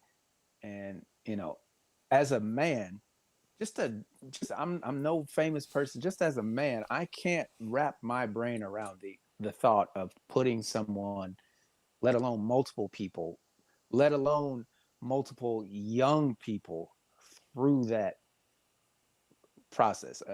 Michelle Nagata said it perfectly. He's a predator, and just that, I can't wrap my head around being a predator. Like I would never want to be with somebody who didn't want to be with me simply for me. Not that I had access to something. The whole prenup thing is like, if you want me for my money, then treat me like a bank, and I'll give you a loan, and you'll pay interest on it and whatnot. But to kidnap people and to not let them eat food, Yeah. like that, to me, to be able to be that person and at the same time make feeling on your booty, it's just it's mind-boggling to But me. I'll say this though, he would have been the same. He would have turned out to be the same guy without the talent. The only thing I that don't think I don't think he would have been able to pull it off to the no, no, scale no, that he did. no. What I'm Right. saying is he would have still been snatching girls in a van, something. He'd had 4 or 6 girls in a basement somewhere, chained up. He would have still been doing the same things without the money. Is what I'm saying. The money and all that made it easier because people protected him, looked the other way, and that type of Right. thing. But put that guy somewhere bagging groceries and give him a windowless van. He'd been snatching 15-year-old girls off the street, putting them in the basement somewhere, doing the same thing to them. Same thing. I lay money on that. Any more comments before we move on, gentlemen? Danae Turner said, "Look at even basketball players and football players. In high school, they get away with stuff, and coaches and parents cover the shit up for the chance for championships and the money there. The shit some people are willing to. Everything just jumped forward. Hold on. The shit some people are willing to allow others to do for sex, money, and power and fame is completely mind blowing." And last, Rachel Conrad said, "I think some powerful people who are rich, who have other people pushing themselves around, who have other people pushing themselves around you, think those people are fair game Dion. for Destiny whatever you want to Wiggins do with them." Yeah. says, she says, good point, Sydney. The government will find a way. Mary Ballard says, mamas and the government both will get you. Yes. Absolutely, Barry. Absolutely. And Destiny. Michelle says, he was highly enabled and surrounded by no one who would hold him accountable, which I agree with. Cheryl says, maybe he was attracted to young girls because he was emotionally still immature. So, which I say, even still, the things he did were disgusting. Um, Mary Ballard says the fame creates a high level of entitlement and feeling above the law. Agreed. Michelle Nagata, battered wife syndrome is an outdated term, but it is a vicious cycle. Absolutely. I agree with all those things. Thank you guys for watching the show. We got a couple more things we're gonna hit before we get out of here. Again, thank you guys. If you're enjoying it, go ahead and click that share button one more time. And as Dion is always so great at reminding us all, go ahead and click those emojis as well. That helps us move up the ranks when the show is being seen. All right, next topic we're going to get into. This one comes from Davizi. Hopefully, Davizi is still with us. Uh, One activity, and you guys share with us yours as well, and the gentleman here will read them. One activity that you would like to experience. And I know Warren's probably got a good one, so I can't wait to hear this one. Warren, what's your activity, my man? It's not that exciting. It's one a lot of Oh, people say to see would I be brave enough to jump out of a plane. oh, okay. Because it's easy to say, yeah, I would do that, I would do that, but then in the heat of the moment where I gotta step myself out, Yeah, am I brave enough to go? Ah, I'm running it. Would I do it? So for myself personally, would I do it? Because I like to think I would, yeah. but would I do it? I'd like to give you just a little nudge. See, I was I gonna gotta say you don't. yeah. I was Bring your gonna say wife. you She'll don't. do it. You don't gotta jump. Somebody will push you. That man that's strapped to your back is like, we're going. See, Right, I ain't that's taking what I this want to shit for know. Am I Nothing nothing. for brave nothing. enough on my own? Oh, He's I, getting down. shit, you got to do a lot of jumps with a tandem before they let you go by yourself, I think. Well, which to me Absolutely. seems easier because he's nudging you towards the door. So Yeah. Seems worse to me because if this parachute don't work, I'm gonna hit the ground and he gonna be on top of me. I have no I hadn't chance thought of of that. survival. No chance. My phone just died. I'm gonna grab another wire so I can see the last All comments. right, Be right back. all right, sir. What's yours? Before I do mine, I'm gonna read a couple of comments here. Okay. Cheryl says ballroom dancing. Ooh, and I love ballroom dancing. That's a good one. She says I already jumped out of a plane. Such an adrenaline rush. Mary Ballard says she wants to ride a train. So Okay, okay. my personal one, which is Train. I don't fuck with the ocean at all. Like I don't want to go on a boat. I don't want to do the jet skis. I don't want to be out there in the water. However, I do love submarines, and I definitely think I would talk myself into going into a submersible and visiting the bottom of the ocean. Uh, for some weird reason, I think it's cool that not a lot of people have been down to the bottom of the ocean to see the ocean floor and all the animals that are down there that we never see until they wash up on the shore. So I think that would be something kind of cool to say, I'm one of the few people who have done it. You're inside of a boat. There's heating. If something goes bad, you die pretty quickly. So it wouldn't be one of those things where you suffer. Like, if you jump out of a plane and your parachute don't open, you've got 25, 30 seconds to be like, this was a bad fucking idea. Whereas if you're at the bottom of the ocean and the pressure fails, you're going to be out of there faster than you can be like, damn, I should have never came down here. So I think that's the one for me. That's a good one. That's a good one. Mine is gonna probably be lame to some people, but this is something that I would love to do. And I don't even know if it counts as an activity. I'm gonna count it as an activity that I would love to experience. I would like to sit down and have an 8-course meal with Warren Buffett. That's what You want to eat dinner with a rich dude. That I want to sit and have dinner and conversation with a very rich dude. what's he gonna talk to you about? So how long you been broke? You are under the assumption that he would be a nice dinner guest. Of course. That's part of my thought process. Yes, he's gonna be a nice dinner guest. He'd be like, "You like that? You can't afford it, so don't eat too much of it." He would be a dick the whole time. You say you like that, but you don't eat too much. That's a pretty rich sauce you have. It's gonna fuck up your whole poor man's system. No, why you gotta shit on my activity, man? I ain't shit on yours. I'm just saying, like, you know, you get one activity and you're risking it on Warren Buffett being a nice dinner guest. You don't You know what? It's not. Yes, that is my activity, sir. That is my activity. We'll catch Warren up here in a minute. Dion, when he gets set, get back set up. You would be ready? better off inviting Warren Buffett over for pizza rolls. That way you can have a real conversation. If you're at his house eating his food, he's gonna look at you some type of way. I don't need some old man in my bathroom shitting all over the place because his system can't handle pizza rolls.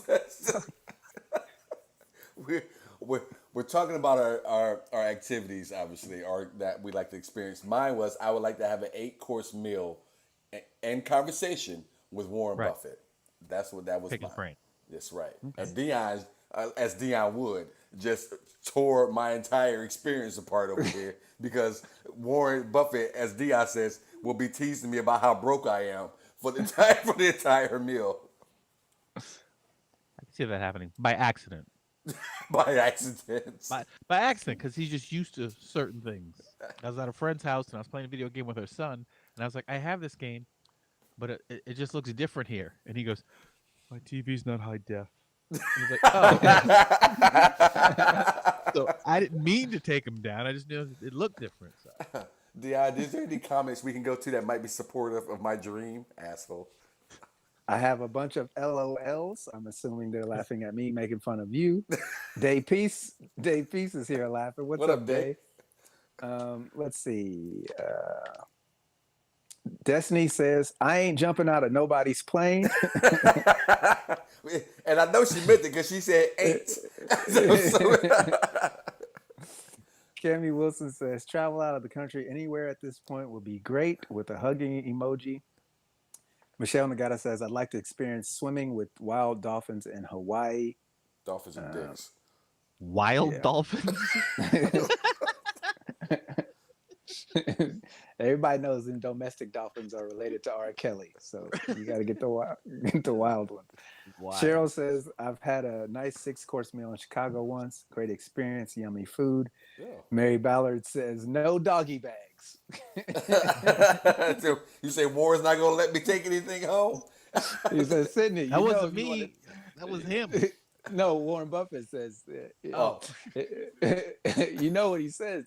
He says what I say. You know, you got to fuck if you want to take some of that home. That's why I brought you with me. See? Warren, you got anything at all? Any comments? If I'm rebooted, I'm rebooted. Okay. All right. No worries. I think that's a good one. And what you said, you want to go down to the ocean floor. As an activity, I mean, you could luck into having dinner with Warren Buffett. You might meet him some, fancy gala, and y'all be at the same table. Something I thought I'd never see. You saying gala, wow. I couldn't think of the other word I was trying to. No, think gala's of, good. So. Gala, that was a good word. I just never thought I'd see you say gala because that's someplace I couldn't picture you being unless you was shitting on everybody at the gala. I mean, is Michelle Nagata on both streams? It looks like it, yes. I'm impressed with that. Can we have a little clap for that? She's on both streams making different comments. Oh, is she? Nice. Well, thank you, Michelle.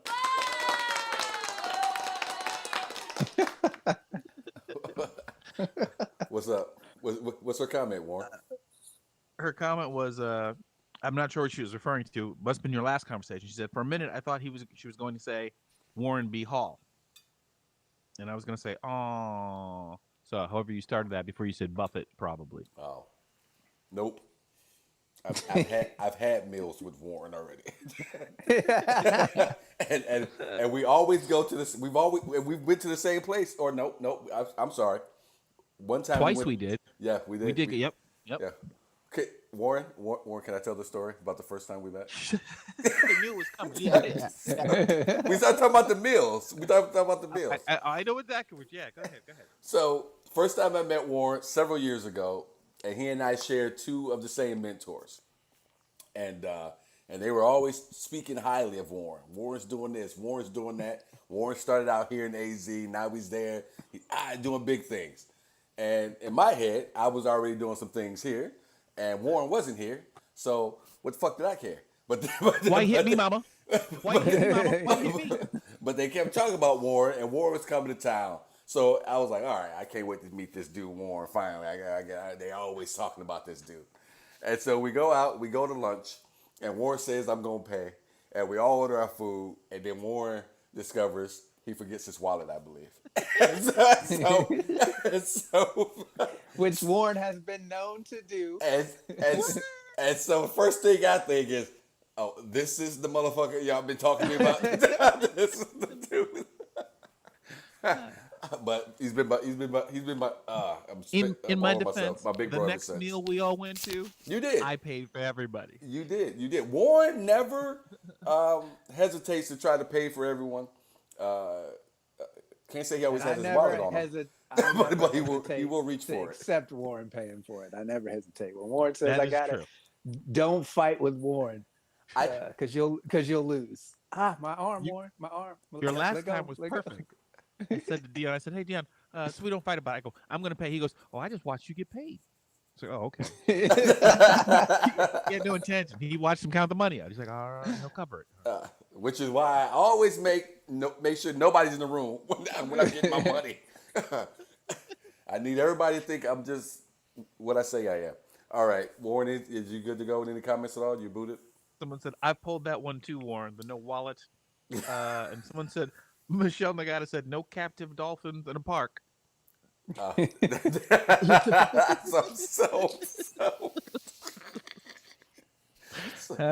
she's out there in the Atlantic or the Pacific somewhere, getting it in. All right, Dion, any more comments? You good on your end before we move on? That was it. Yeah. All right.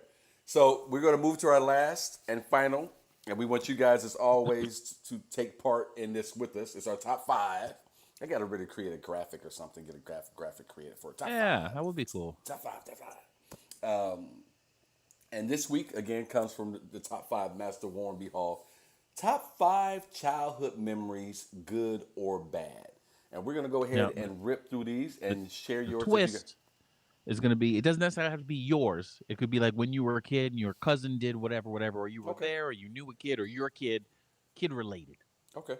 So top 5 kid-related memory, good or bad. Warren, what's your first one? What you got? We're going to go with Dante. Dante is now 14, but when I met his mom, we got together. He was 4 years old, right? So he's 5, and it was my first time ever picking him up from the kindergarten, right? So I'm on the list. I go there, and the lady's very nice. Hey, how you doing? I go, hey, I'm here to get Dante. And she looks up and goes, okay, hey, Dante, is this your dad? And he looks from playing and goes, no. Goes right back to playing. Doesn't offer anything. And so now she's looking back at me like, we live together, you know. I'm kind of laughing. And she goes, oh, you live with him? And he goes, I live with my mom. And then goes back to me like, boy, you better tell her something. She's almost reaching for the panic button. And then finally he came clean. But I just remember in the car driving home going, buddy, why didn't you tell her, you know, I live with me? He goes, you asked if she asked if you were my father. I was like, okay. Yes. But yeah, that was a moment I'll never forget. Let's go with Dion. 3rd grade. Mr. Dietrich was my teacher, and this one's not good at all now that I think about it. But this is this was the first time that Mr. Dietrich was a predator, and it kind of ties into the R. Kelly thing. He was a predator, so he would have the boys in the class come sit on his lap. And when I was a kid, I always thought it was cool that the teacher liked us enough that he would have us sit on his lap. And I remember the smell of coffee on his breath, and he always had his shirt unbuttoned with his little hairy chest hairs, just the smell of his coffee breath as he's bouncing us on his knee, thinking, wow, this teacher's really, really nice. He's super cool. He's teaching me stuff in third grade, and he's got his hand down our shirts and he's rubbing our backs. And it wasn't until years later that I found that, oh, this old man was getting his rocks off, bouncing us on his fucking knee. Yeah, So that's like, go ahead. I'm sorry. it's just, that's one of the childhood memories that I have, just being like, Did he get oh, caught? oh yeah, he got caught. But I was betrayed by somebody that I really, really cared for. Like, I liked this man as a teacher and as a person. I thought he was super. I had no idea. And it's just it was the first time that I can think back and go, oh, my innocence was ruined. How did you Right. get ready to tell that story and stop? They said, well, now I'm thinking about it, this isn't very good at all. How did you get that? It's Because, a like, top memory. because like I said, when I was a kid, I thought it was cool. Like, I was a teacher's pet in all of elementary So school. is this All my occurring to teachers. you now that it was what it was? No, I mean, it occurred to me later on in life, but Okay. this is just me recalling the memory. Like, Okay. oh man, I really like this guy, but he was a fucking pervert. Okay. Well, Before you go, Sid, yeah. at my school, it was Mr. Freeberg. Same thing, a third grade teacher. And we thought he was cool because he would tell us dirty jokes. So as a kid, for him to be like, okay, guys, I'm going to tell you a joke. Don't repeat anybody. And we thought that was the coolest thing, that he was telling dirty jokes. But then you'd hear stories about how he'd catch kids in the bathroom and boys, And luckily, I wasn't on the list. But I know that feeling of, we liked that guy. We genuinely thought he was our friend. He was a good guy. He was a dirtbag. I don't have that one. I don't have that story, thankfully. So I remember being probably, I would say, shoot, maybe 6 or 7 years old, and I don't know if Dion, you probably never had one, wouldn't even remember this one. Warren probably remembers it. That little toy, it was a ball that you would bounce on. It had a handle on it, and you I remember String? those. say again. With the string? No, it was just it had like a handle on the ball, and you bounce on it, and you hang on to the handle. It's kind of like a ring. Oh, yeah. Yeah. The hippity hop thing, yeah. Yeah, hippity hop thing. And I remember being a kid, standing in the kitchen talking with my mom, and we had the second floor, and you hear this, boom, boom, boom, boom, boom, boom, boom. And she and I both run through the house,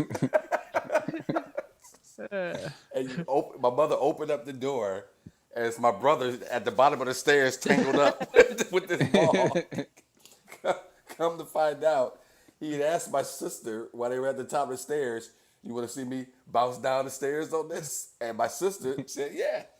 And so he tried to bounce down the stairs with this ball, and obviously he hit the first step, and then that was a wrap. And he just went down the stairs the whole way, and he hit the door, and he was wrapped up. So that's one of my memories that I laugh about Classic. every time. Every time I think about that. Classic. Do we have one? Anybody share anything with us at all? Let's see. Mary Ballard says, getting spanked with a rubber-soled shoe. Wow. Yeah, that's tough. Cheryl says, sliding down the stairs on cardboard and busting my head open on the fireplace at the bottom of the steps. Ouch. How weird. I now see your list. Now that I've rebooted my phone, I can see that list that you see now. I didn't see it before. So Weird. I don't think you're in the group anymore then. Oh, There's you know two. what? There's Right. two We just had streams. it. So let me go back to here. Podcast. There we go. Always keeping me real, man. Thank you. I appreciate that. There. And there's me talking when I'm not talking. Here we go. All right. Sorry. You finish your list? That was We done? all the comments. Yeah. Rachel Conrad also remembered the hippity hop. Divisi said, hit my first home run over the center field fence in Little League, and he thinks he was 9. Jessica Lee Taylor said, playing hide and seek with the neighborhood kids I grew up with was 5, falling in the creek while rollerblading and hurting my knee so bad I walked like Forrest Gump for a week.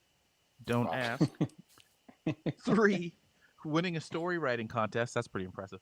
In second grade, playing board games with my family every Friday night at the dinner table. And number one was my parents telling me they're getting a divorce. No, I'm kidding. She said they're proud of me. Oh, nice. Okay. That was about to go all bad. All right. War, what's your next one? Wait, Oh. wait. Jenna Holt said the smell of fresh mowed grass, the sound of crickets. That doesn't really. This is your childhood memories. The sound of crickets at sunset and lightning bugs in jars. Very classic. Very class. When I was 6, I don't know if I told you guys the story. The best Christmas gift I ever got. No, No. was I got a drum set, and it was I just saw that picture the other day too. It was the Muppets drum set. Remember Animal? He was the one who played the drums. Yep. So it's him on the drums, and it's a full on for a kid full drum set, right? And I had it for 3 days, right? Because I would have these 6 a.m. rehearsals, right? And I remember my mom coming and telling me, "Oh, that wasn't meant for you. Santa meant to bring that to another kid." So it had to go. It had to go back to Santa's shop, right? And I was on a radio show years later. And I'm like, "Hey, what's the coolest Christmas gift you got?" And I'm telling the story, and as an adult, and I'd never thought about it. I'm like, "Hey!" So they had me call my mom on that radio show and go, "What happened with the drum set?" She's like, "Well, your auntie Barbara got you that drum set." Blah blah blah. So I had to call my aunt like 35 years later and go, "That was the best gift I'd ever had. That was the best gift I had. 3 days. That was the best gift." And what And happened? your mom told him, She like, gave it we ain't away. having that noise. We're not having that noise in my house. She gave it back to her, and she gave it to some other kid. Yeah. Jeez. That's Hilarious. funny. Dion? I don't know. I think it might have been 9 or 10. I went to my cousin's house, and they lived out in the country. They had a farm, and they were getting ready to put in a pool. But before the pool was actually put together, it was just this giant pit, and it had rained, and so it was all mud. And we went out there, and we had the best freaking time just playing in this giant mud pit. I mean, we ruined our clothes. We were absolutely filthy, covered in mud. We were throwing mud balls at each other. Just awesome time. Me, my 2 older brothers, and my cousins. We went out to this. I've never played in mud since because it took forever to get all that mud off, and those clothes were ruined. And my mom was not happy about us ruining those good pair of shorts. But it was summertime. It was just one of those things where you're with your family. It's a dirt hole with water in it, and you're a kid and you're just enjoying yourself. My memory, and just because I look back on it, it makes me laugh now. But being a kid, I was probably maybe 5, 6 years old, arguing with my brother who's 2 years younger than me. And we're in the backyard. I'll never forget it. We're in the backyard, and we're arguing, and I'm looking down, and I'm pointing, and I'm yelling. And he jumps up to bite me and catches me mid-yelling and bites my 2 front bottom teeth out of my mouth. Oh my God. And I go in, and my 2 cousins who are like sisters, you guys met my cousins, the twins. They're staying the weekend, and my mom is in there braiding their hair, and they are cracking up laughing about this as I go in there. And they think it's the funniest thing they've ever fucking seen. And my mother's like, "How the fuck did that happen?" And I'm trying to tell her, and I'm bleeding. Oh yeah, front 2, bottom teeth. Right, caught me just right. That is gruesome. Yeah. Any comments at all from anybody?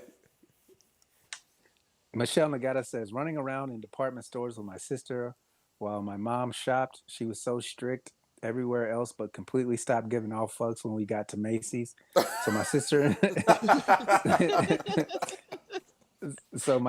and I would lose our minds playing hide and seek in the store. We never got into trouble for some reason. I remember the store people being pissed, but by the time mom found us, she paid for everything and we were leaving. Some battles you just let go. Warren, anything else by chance? Rachel Conrad said, floating down our streets in a tube after monsoon rain. Oh, okay. And Danae Turner said, mud on a farm? Sure, it was mud. Danae. Danae, And They Janet didn't. Holt. Danae They gets a Michael Jordan laugh. they didn't have any type of animals for it to be misconstrued as anything but mud. All they had was chickens, so it wasn't. Chickens take shits too. Yeah, they. Anything else, Warren? Janet Holt said, Janet said, my dad taking us out to the frozen Mississippi River to do donuts in his Bronco. We were like 4 and 6. My mom is still pissed about it 47 years later. Oh yeah, oh yeah. I remember growing up, people going out on the pond and doing things like that, and that was the thing because sometimes that ice would break, and you would see people get stuck out there, and their cars would get stuck out there because that ice would break underneath them. Wasn't quite as solid as you thought it was before you decided to go out there and do donuts on it. Warren, you got your third one ready to go, sir?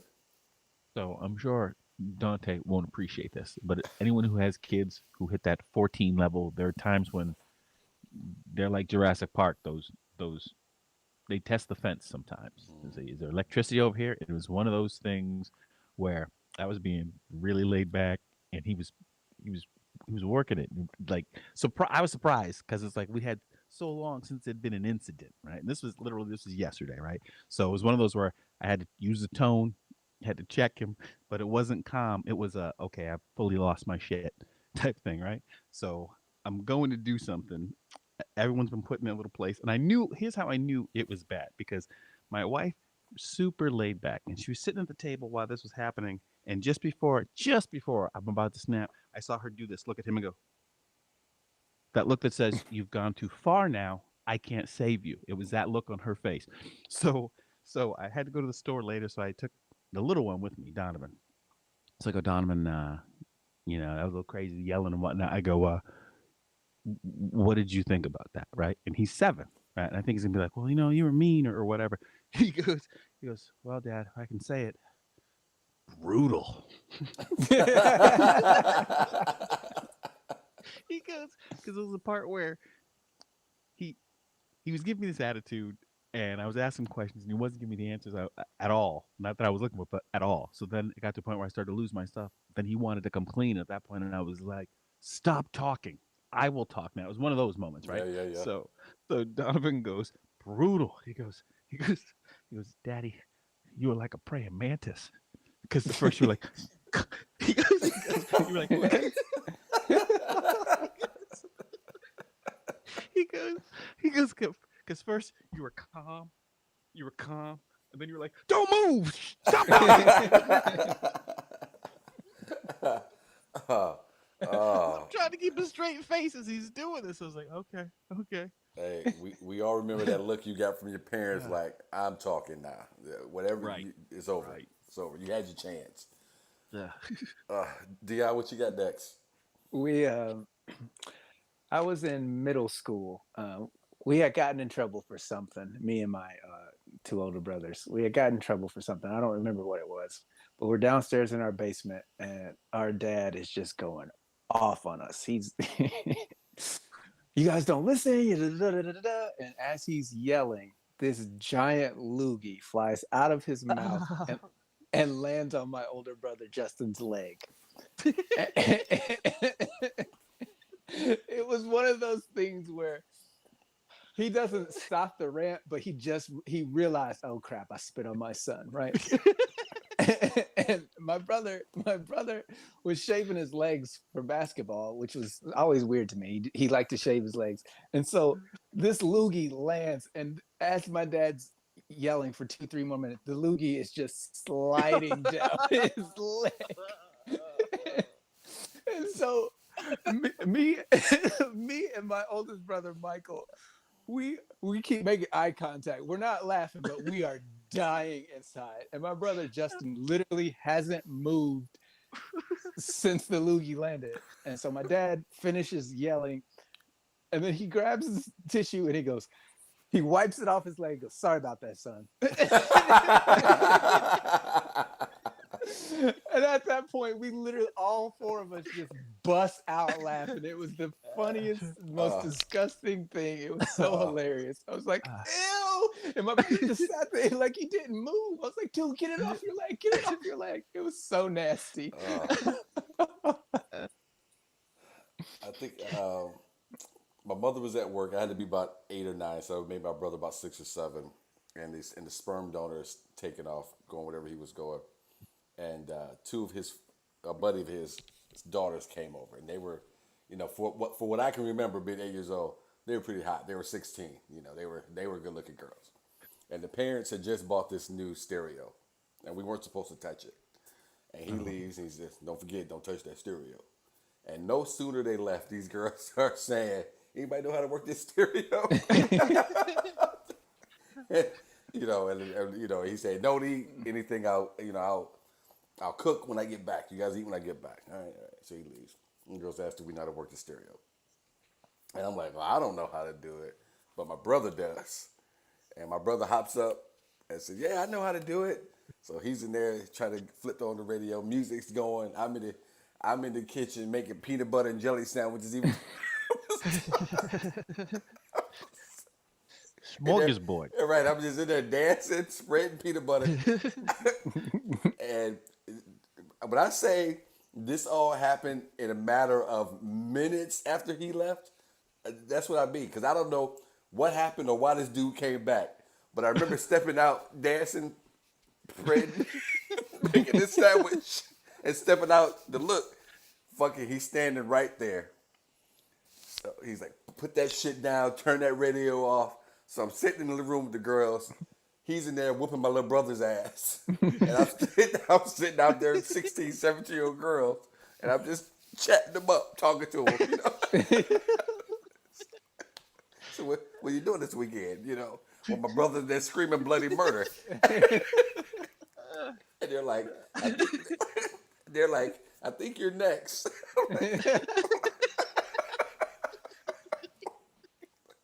Don't make future plans.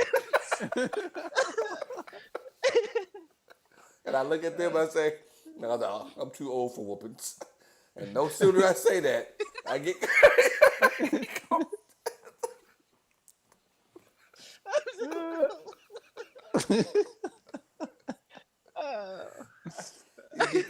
he beat my ass good.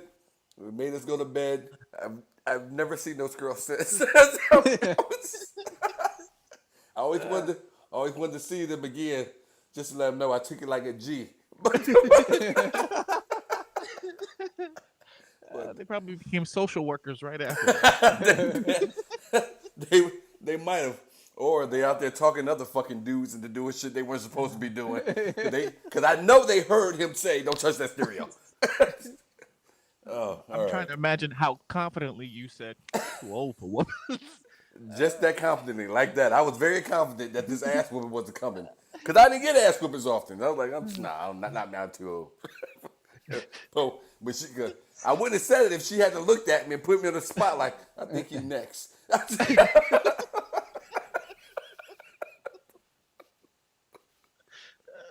Dion, any comments at all? Yeah, we got, let's see. Cammy Wilson says, "Mom duties are calling. I hope you all have a great night. Thank you guys for a wonderful show. Thank Thanks, you to the Cam. group and you guys for the laughs and food for thought. I hope everyone has a fantastic week. We love you, Cammy. Appreciate you." Cheryl Ann says, "Getting chased by farm animals." Let's see. Mary Ballard says, "I was about 7. I smashed my finger in our truck door. I started crying that my dad was going to be mad." I remember that. Destiny says, "Warren's story reminds me of the time my niece was playing around being really wild, and I kept telling her to calm down before she hurt herself or her sister. She kept going and accidentally slapped the shit out of me, and my unfortunate natural reflex was to knock her clear across the room. I forgot she was with child. Oh, She was okay though, so she immediately started laughing, she and her sister." Oh, that's good. Michelle Nagata says, "A guy I had a crush on in middle school ended up busting a dent in my forehead one day." She Wow. says, "I was being obnoxious with a friend of mine and keeping the door closed on him, and it got quiet, so I let up and turned around right as he stupidly kicked it open. The door hit me in my forehead. It hurt like hell, and realized my head had a dent." Wow. Lucky be I here. bet she didn't have a crush no more. I bet not. Warren, anything on your end, comment wise? just Jaquetta said, "You were set up, Sydney." That's what I'm saying. That's what I'm saying. Now I know why he so strongly agrees with the prenup. I think you're next. War, what's your next one, sir? That should be a T-shirt. I think you're next. That's good. That's good. I needed that. When I was about 5, my mom had a freak out over credit cards. And all I remember is her sitting at this table and she's cutting up her own cards. She goes, "Never get credit cards. Never get," like a crackhead. You know, she was like that manic, "Never get credit cards, never get credit cards." And I just remember looking at her like, "What's going on?" She's like, "Just never get credit cards." So I was 40 before I ever got an actual credit card. I had like checking accounts, saving accounts, debit cards, but I never had a credit card because that stuck with me. So I'm telling my mom this story 3 years ago, and she's like, "You remember that?" I was like, "You were having a meltdown at the kitchen table." I remember the table. I remember the scissors. I remember, and we're 19 years apart. So she was a young single mom, and she had like 7, 8 credit cards, and she had gone crazy. What do you do when you're young and you don't know? So she was just cutting crazy. So yeah. That's a good one. My mother and I are 19 years apart too, so yeah, definitely. She said I some saw a shit. meme the other day. It said, "It's too bad that when we were young, we didn't realize we were watching our parents grow up too." So that's pretty good. That's pretty good. A little deep. Theo. My next one is we used to have a candy store when we were kids, me and my 2 older brothers. And by candy store, I mean we would go rob Village Pantry and then resell the candy that we stole, right? And so Entrepreneur. we're going on a supply run, and Sound like a criminal. Go ahead. we get caught. And so the Village Pantry was like up the street from our apartment, so it wasn't. We all just bolted and ran home. And Village Pantry had called the police, and so it wasn't hard for them to like see where we ran to from the security cameras. So they talked to our parents, and everybody had ditched their candy but me. I still had a ring pop in my back pocket. Oh, those should be the best. Oh, I loved it. It was a grape ring pop, and I was like, I'm not throwing this away. I really want this, right? So my 2 older brothers and I are getting yelled at by our dad, setting up the spanking, right? And the whole time I'm sitting down on the ring pop, hoping to God my dad doesn't hear this plastic crinkling in my back pocket. And so obviously I was the youngest. I don't remember how old I was. I was still in elementary school, so I was probably 7, 8, or 9, somewhere around there. And they both get whoopings, and I didn't get a spanking that day. That was the one time where they both got in trouble, and I didn't get in trouble. So as they're getting their asses beat, I'm eating this ring pop. Where to hide the evidence? So they come out of the room with and I'm just like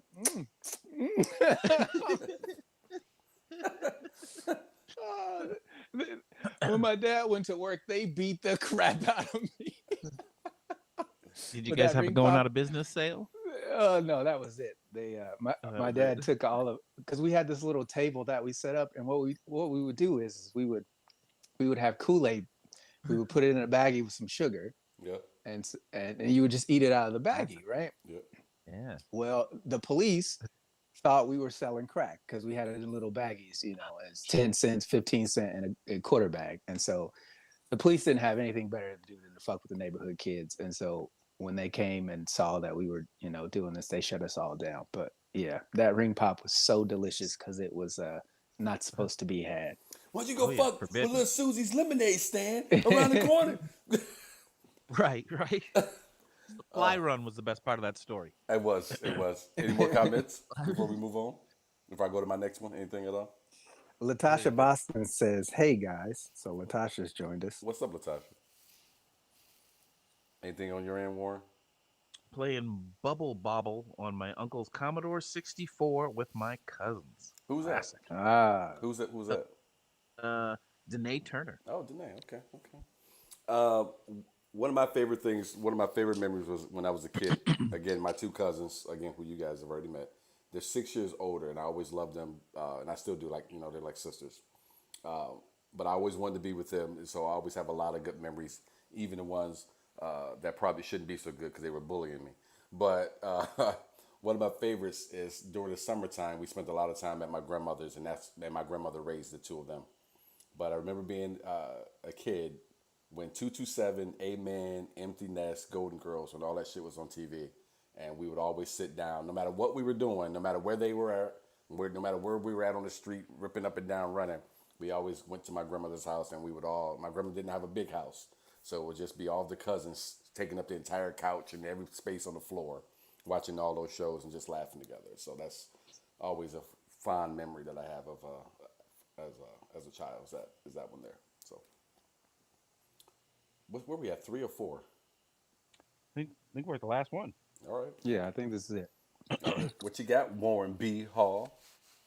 Um, why Michael Jackson was special to me, of course, all the music, this, that, and the other, was in was it 1982 or 1984 when he did the moonwalk at the Motown 25th annual special, and it was a big deal because my stepdad didn't like me. Like he like it's weird how parallel me and Dante's lives are because I came in when he was 4. So this guy came in when I was 4. But I make sure to go out of my way to let this kid know, man, I love you, man, you're doing a good job at this, as well as get on him when he's messing up. But it's like I probably say I love you more than any other stepdad does, just because this guy was such a bad example or good example of a bad example that because of that, I never want this kid to want to fist fight me at his brother's wedding years from now. Right? So because of that, there's that. So and he's a better kid than I was anyway. But where's I going with this story? Oh, so now I'm thinking of other stories where I wanted to beat him up. Where was I going? Oh, Michael Jackson. Okay, so during that performance, that's the one time I can remember that me, my little sister, him, and my mom were all up dancing together, having the time of our lives as a family unit. And to me, Michael Jackson brought me that. You know what I'm saying? At no other time can I think of the 4 of us laughing, giggly, even on Christmas. The Christmases will be ruined because he had some other kids, and they got me this gift I thought was great, and I heard him telling his son in the other room. He's like, "Well, I wanted that for me." And he's like, "Yeah, I wanted to give it to you, but his mother's making me give it to him." So little things like that you're not supposed to hear as a kid. So that one Michael Jackson Jesus. performance, yeah, he's a piece of work. But again, he got his at my sister's wedding. So It's amazing how music and at least for me, music and smells can take you back to good and nostalgia. bad memories. Mm-hmm. And yeah, just the impact they can have. Dion, sir. This is probably one of my favorite moments of my life. I was 8 years old, and it was when I found out I was going to have a little brother. I remember my parents. We had just came back from my grandmother's house, and our parents told us that they were having another baby, and I was going to have a little brother. And it was the happiest moment of my childhood was finding out I was going to be a big brother to somebody. I remember doing cartwheels. Everybody else was like, "Crap, another kid," and I was like, "Yes, another freaking kid!" And so just finding out I was going to be a big brother, that was like so special. I remember when he was born, we went to the hospital. I remember the outfit he wore. He and I shared a room for a long, long time. I remember being there when he first learned how to walk, and he would wake up in the middle of the night, stand up in his crib, and I would play with him and help him get him back to sleep. So finding out I was going to be a big brother, that was the best childhood memory I have. That's a good one. That's a good one. Mine is from when I was a kid. I was 14 years old. I wasn't small. I was 14, and we lived in a town. And Cheryl will understand this if Cheryl's still with us. I hope she is. The town we lived in back then, if you lived outside of it wasn't even it wasn't even a town. It was a village. That's how small it was. It was considered a village, the village of Capec. But if you lived outside of that, there was like like where my house was, there were like 3 different school districts that I could have went to, just how where our house sat in location. And because of that, if you called certain areas down the street or around the corner, you were calling long distance. And so, you know, I was calling long distance for all intents and purposes for a lot of phone calls I was making to girls and things like that. And the phone bill came in, and phone bill came in at about $350. And if I remember, my mother was in the laundry room, and she calls me downstairs and into the laundry room. I said, "Yeah." She said, "The phone bill's $350." I'm like, "Well, I don't, what do you want me to do about it? I don't have a job. What do you want me to do?" She said, "Did you make these phone calls?" No. It just says, this is back in the day when you had phone books. She said, "Go get your phone book so we can." I said, "Okay." So I went upstairs and I got my phone book and I hid it in my closet up on the highest shelf I had in there, underneath some sweaters. And I went back downstairs once I felt comfortable with my work. And I said, "I cannot find it. I looked everywhere. I don't know where it is. I just can't find it." And she goes, "All right." She says, "All right, that's fine." She said, "Well, go back to doing your homework, whatever you're doing, and come up and we'll see if we can find it." Yeah, okay, sure. Go back upstairs. I'm in my room. Turn the stereo on. I'm dancing, thinking I got away good. It's all good. I hear my bedroom door shut behind me, and I turn around real quick because I'm surprised by it. My mother's standing there holding the belt, and she says, "Now let's see if we can't find that phone book." and she whooped my ass until I came up off that phone book and gave it to her. Then she whooped my ass again for lying. The whole time I'm in there, I'm screaming bloody murder for my stepfather to come in and save me. I was mad at him for a few days because he never came in that room. But she beat me good with that, beat my ass good with that belt, and I've never ever forgotten that story. But I did forget at that age for a moment. I forgot that my mother don't play, but I remembered. Was this before or after I'm too old for whoopings? This was after. I was too, so that was Apparently, you didn't learn your lesson. You're never too old to get your ass beat. that one, Warren. That one was I was like 7 years old at that time. This Oh, one okay. was I was at 14. That was the last ass whooping I had ever gotten from anybody. Was that one, and I didn't get a lot of them, and I hadn't gotten a lot of them leading up to that. But she wasn't Right. fucking around with that $350 phone bill, boy. I tell you that. Was it the well? No, you said it was where you lived. We had remember those commercials for like a party line. Yes. It was like that's how I got in trouble because you could call and they would go, "You could just listen." So I would call and just listen. I wouldn't even talk to people. I would listen to other people have conversations, and then that bill comes in and well, no, I just called this one number 60 times. So yeah. I remember the phone book too. It was like a little small one, like that big. It was red. I know, red leather one. I'll never forget. I'll never forget that phone book. Any comments before we get out of here, gentlemen? Remember the commercial? Pick up the phone. Shouldn't have picked up the phone. Rachel Conrad said she remembers catching fireflies in her grandma's backyard in Austin, Texas. I had never seen fireflies before, and her backyard was full of honeysuckle plants too that smelled so good. It was magical to me.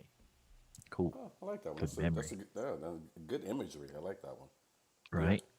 Mary Ballard says, "I remember taking the bus to the park to go swimming." Okay. So she took the bus to go swimming. All right.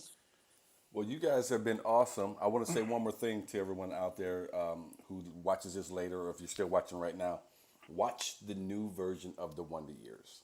I just caught the first episode, the series premiere. It was really, really good. I wasn't sure what they were going to do with it, how different it was going to be. One episode in, I really enjoyed it. It's getting great reviews. Check it out. Same names? Same names? Like they got Winnie? No. It's different. It's a black family. Oh. It's done in a black neighborhood. Her name's Winnette. Okay. There has been there. I don't want to ruin it for anybody. There is a young lady, but the names are not the same. It's different, set up differently, and it's such a. The reason why I liked it so much was I think things do get lost. Like you never think about the Wonder Years in that neighborhood that Kevin Arnold grew up in. It was a nice little suburban neighborhood, that type of thing. But as they talk about actually in the newer version, we had great neighborhoods in our communities as well. You know, black-owned businesses and things like that. So I think it's just great imagery as far as that goes for the world to be able to see that, yeah, that was going on over there, but it's not like we were all growing up over here in the ghetto Right. and drug pushers and prostitutes everywhere. So really good show, well written, love the cast. Uh, just check it out if you haven't seen it. Check out the new Wonder Years. Anything from you guys Cool. before we get out of here? No, I do want to say if anyone is going to be in Florida, hey Brooke, I saw you run by. Do you remember what day I'm in Florida by any chance? Orlando, December 19, 17. I don't know. I'm I sorry. thought the 17th. I thought you were supposed to. 17. That sounds right. No. 17. That's I'm in Phoenix. So this one, the one in November. No. Well, if you're in Orlando, Give me your website. Can they go to your website? See where the you at? website's down. Actually, if you guys know someone who does websites, I do need a website person. Actually, so Okay, let's chat. Let's chat. I think you know a guy actually. Dion? I do know. For I'll be in San Francisco at Cobb's Comedy Club this weekend, Friday and Saturday, and then next week Nice. I will be in Philadelphia at the Punchline. Both those shows with Miss Pat. And also, guys, thank you for supporting the show. Again, we can't stress enough. All the likes, shares really, really, really helps us out. Also, tell your friends. We're trying to grow the community, we're trying to get our numbers up. And the easiest and best way for us to do that is by having you guys do something absolutely free, which is by sharing the show. So Absolutely. I just want to thank everybody that tuned in for however long you tuned in. We appreciate it. And hope to see you guys next episode. See you next week.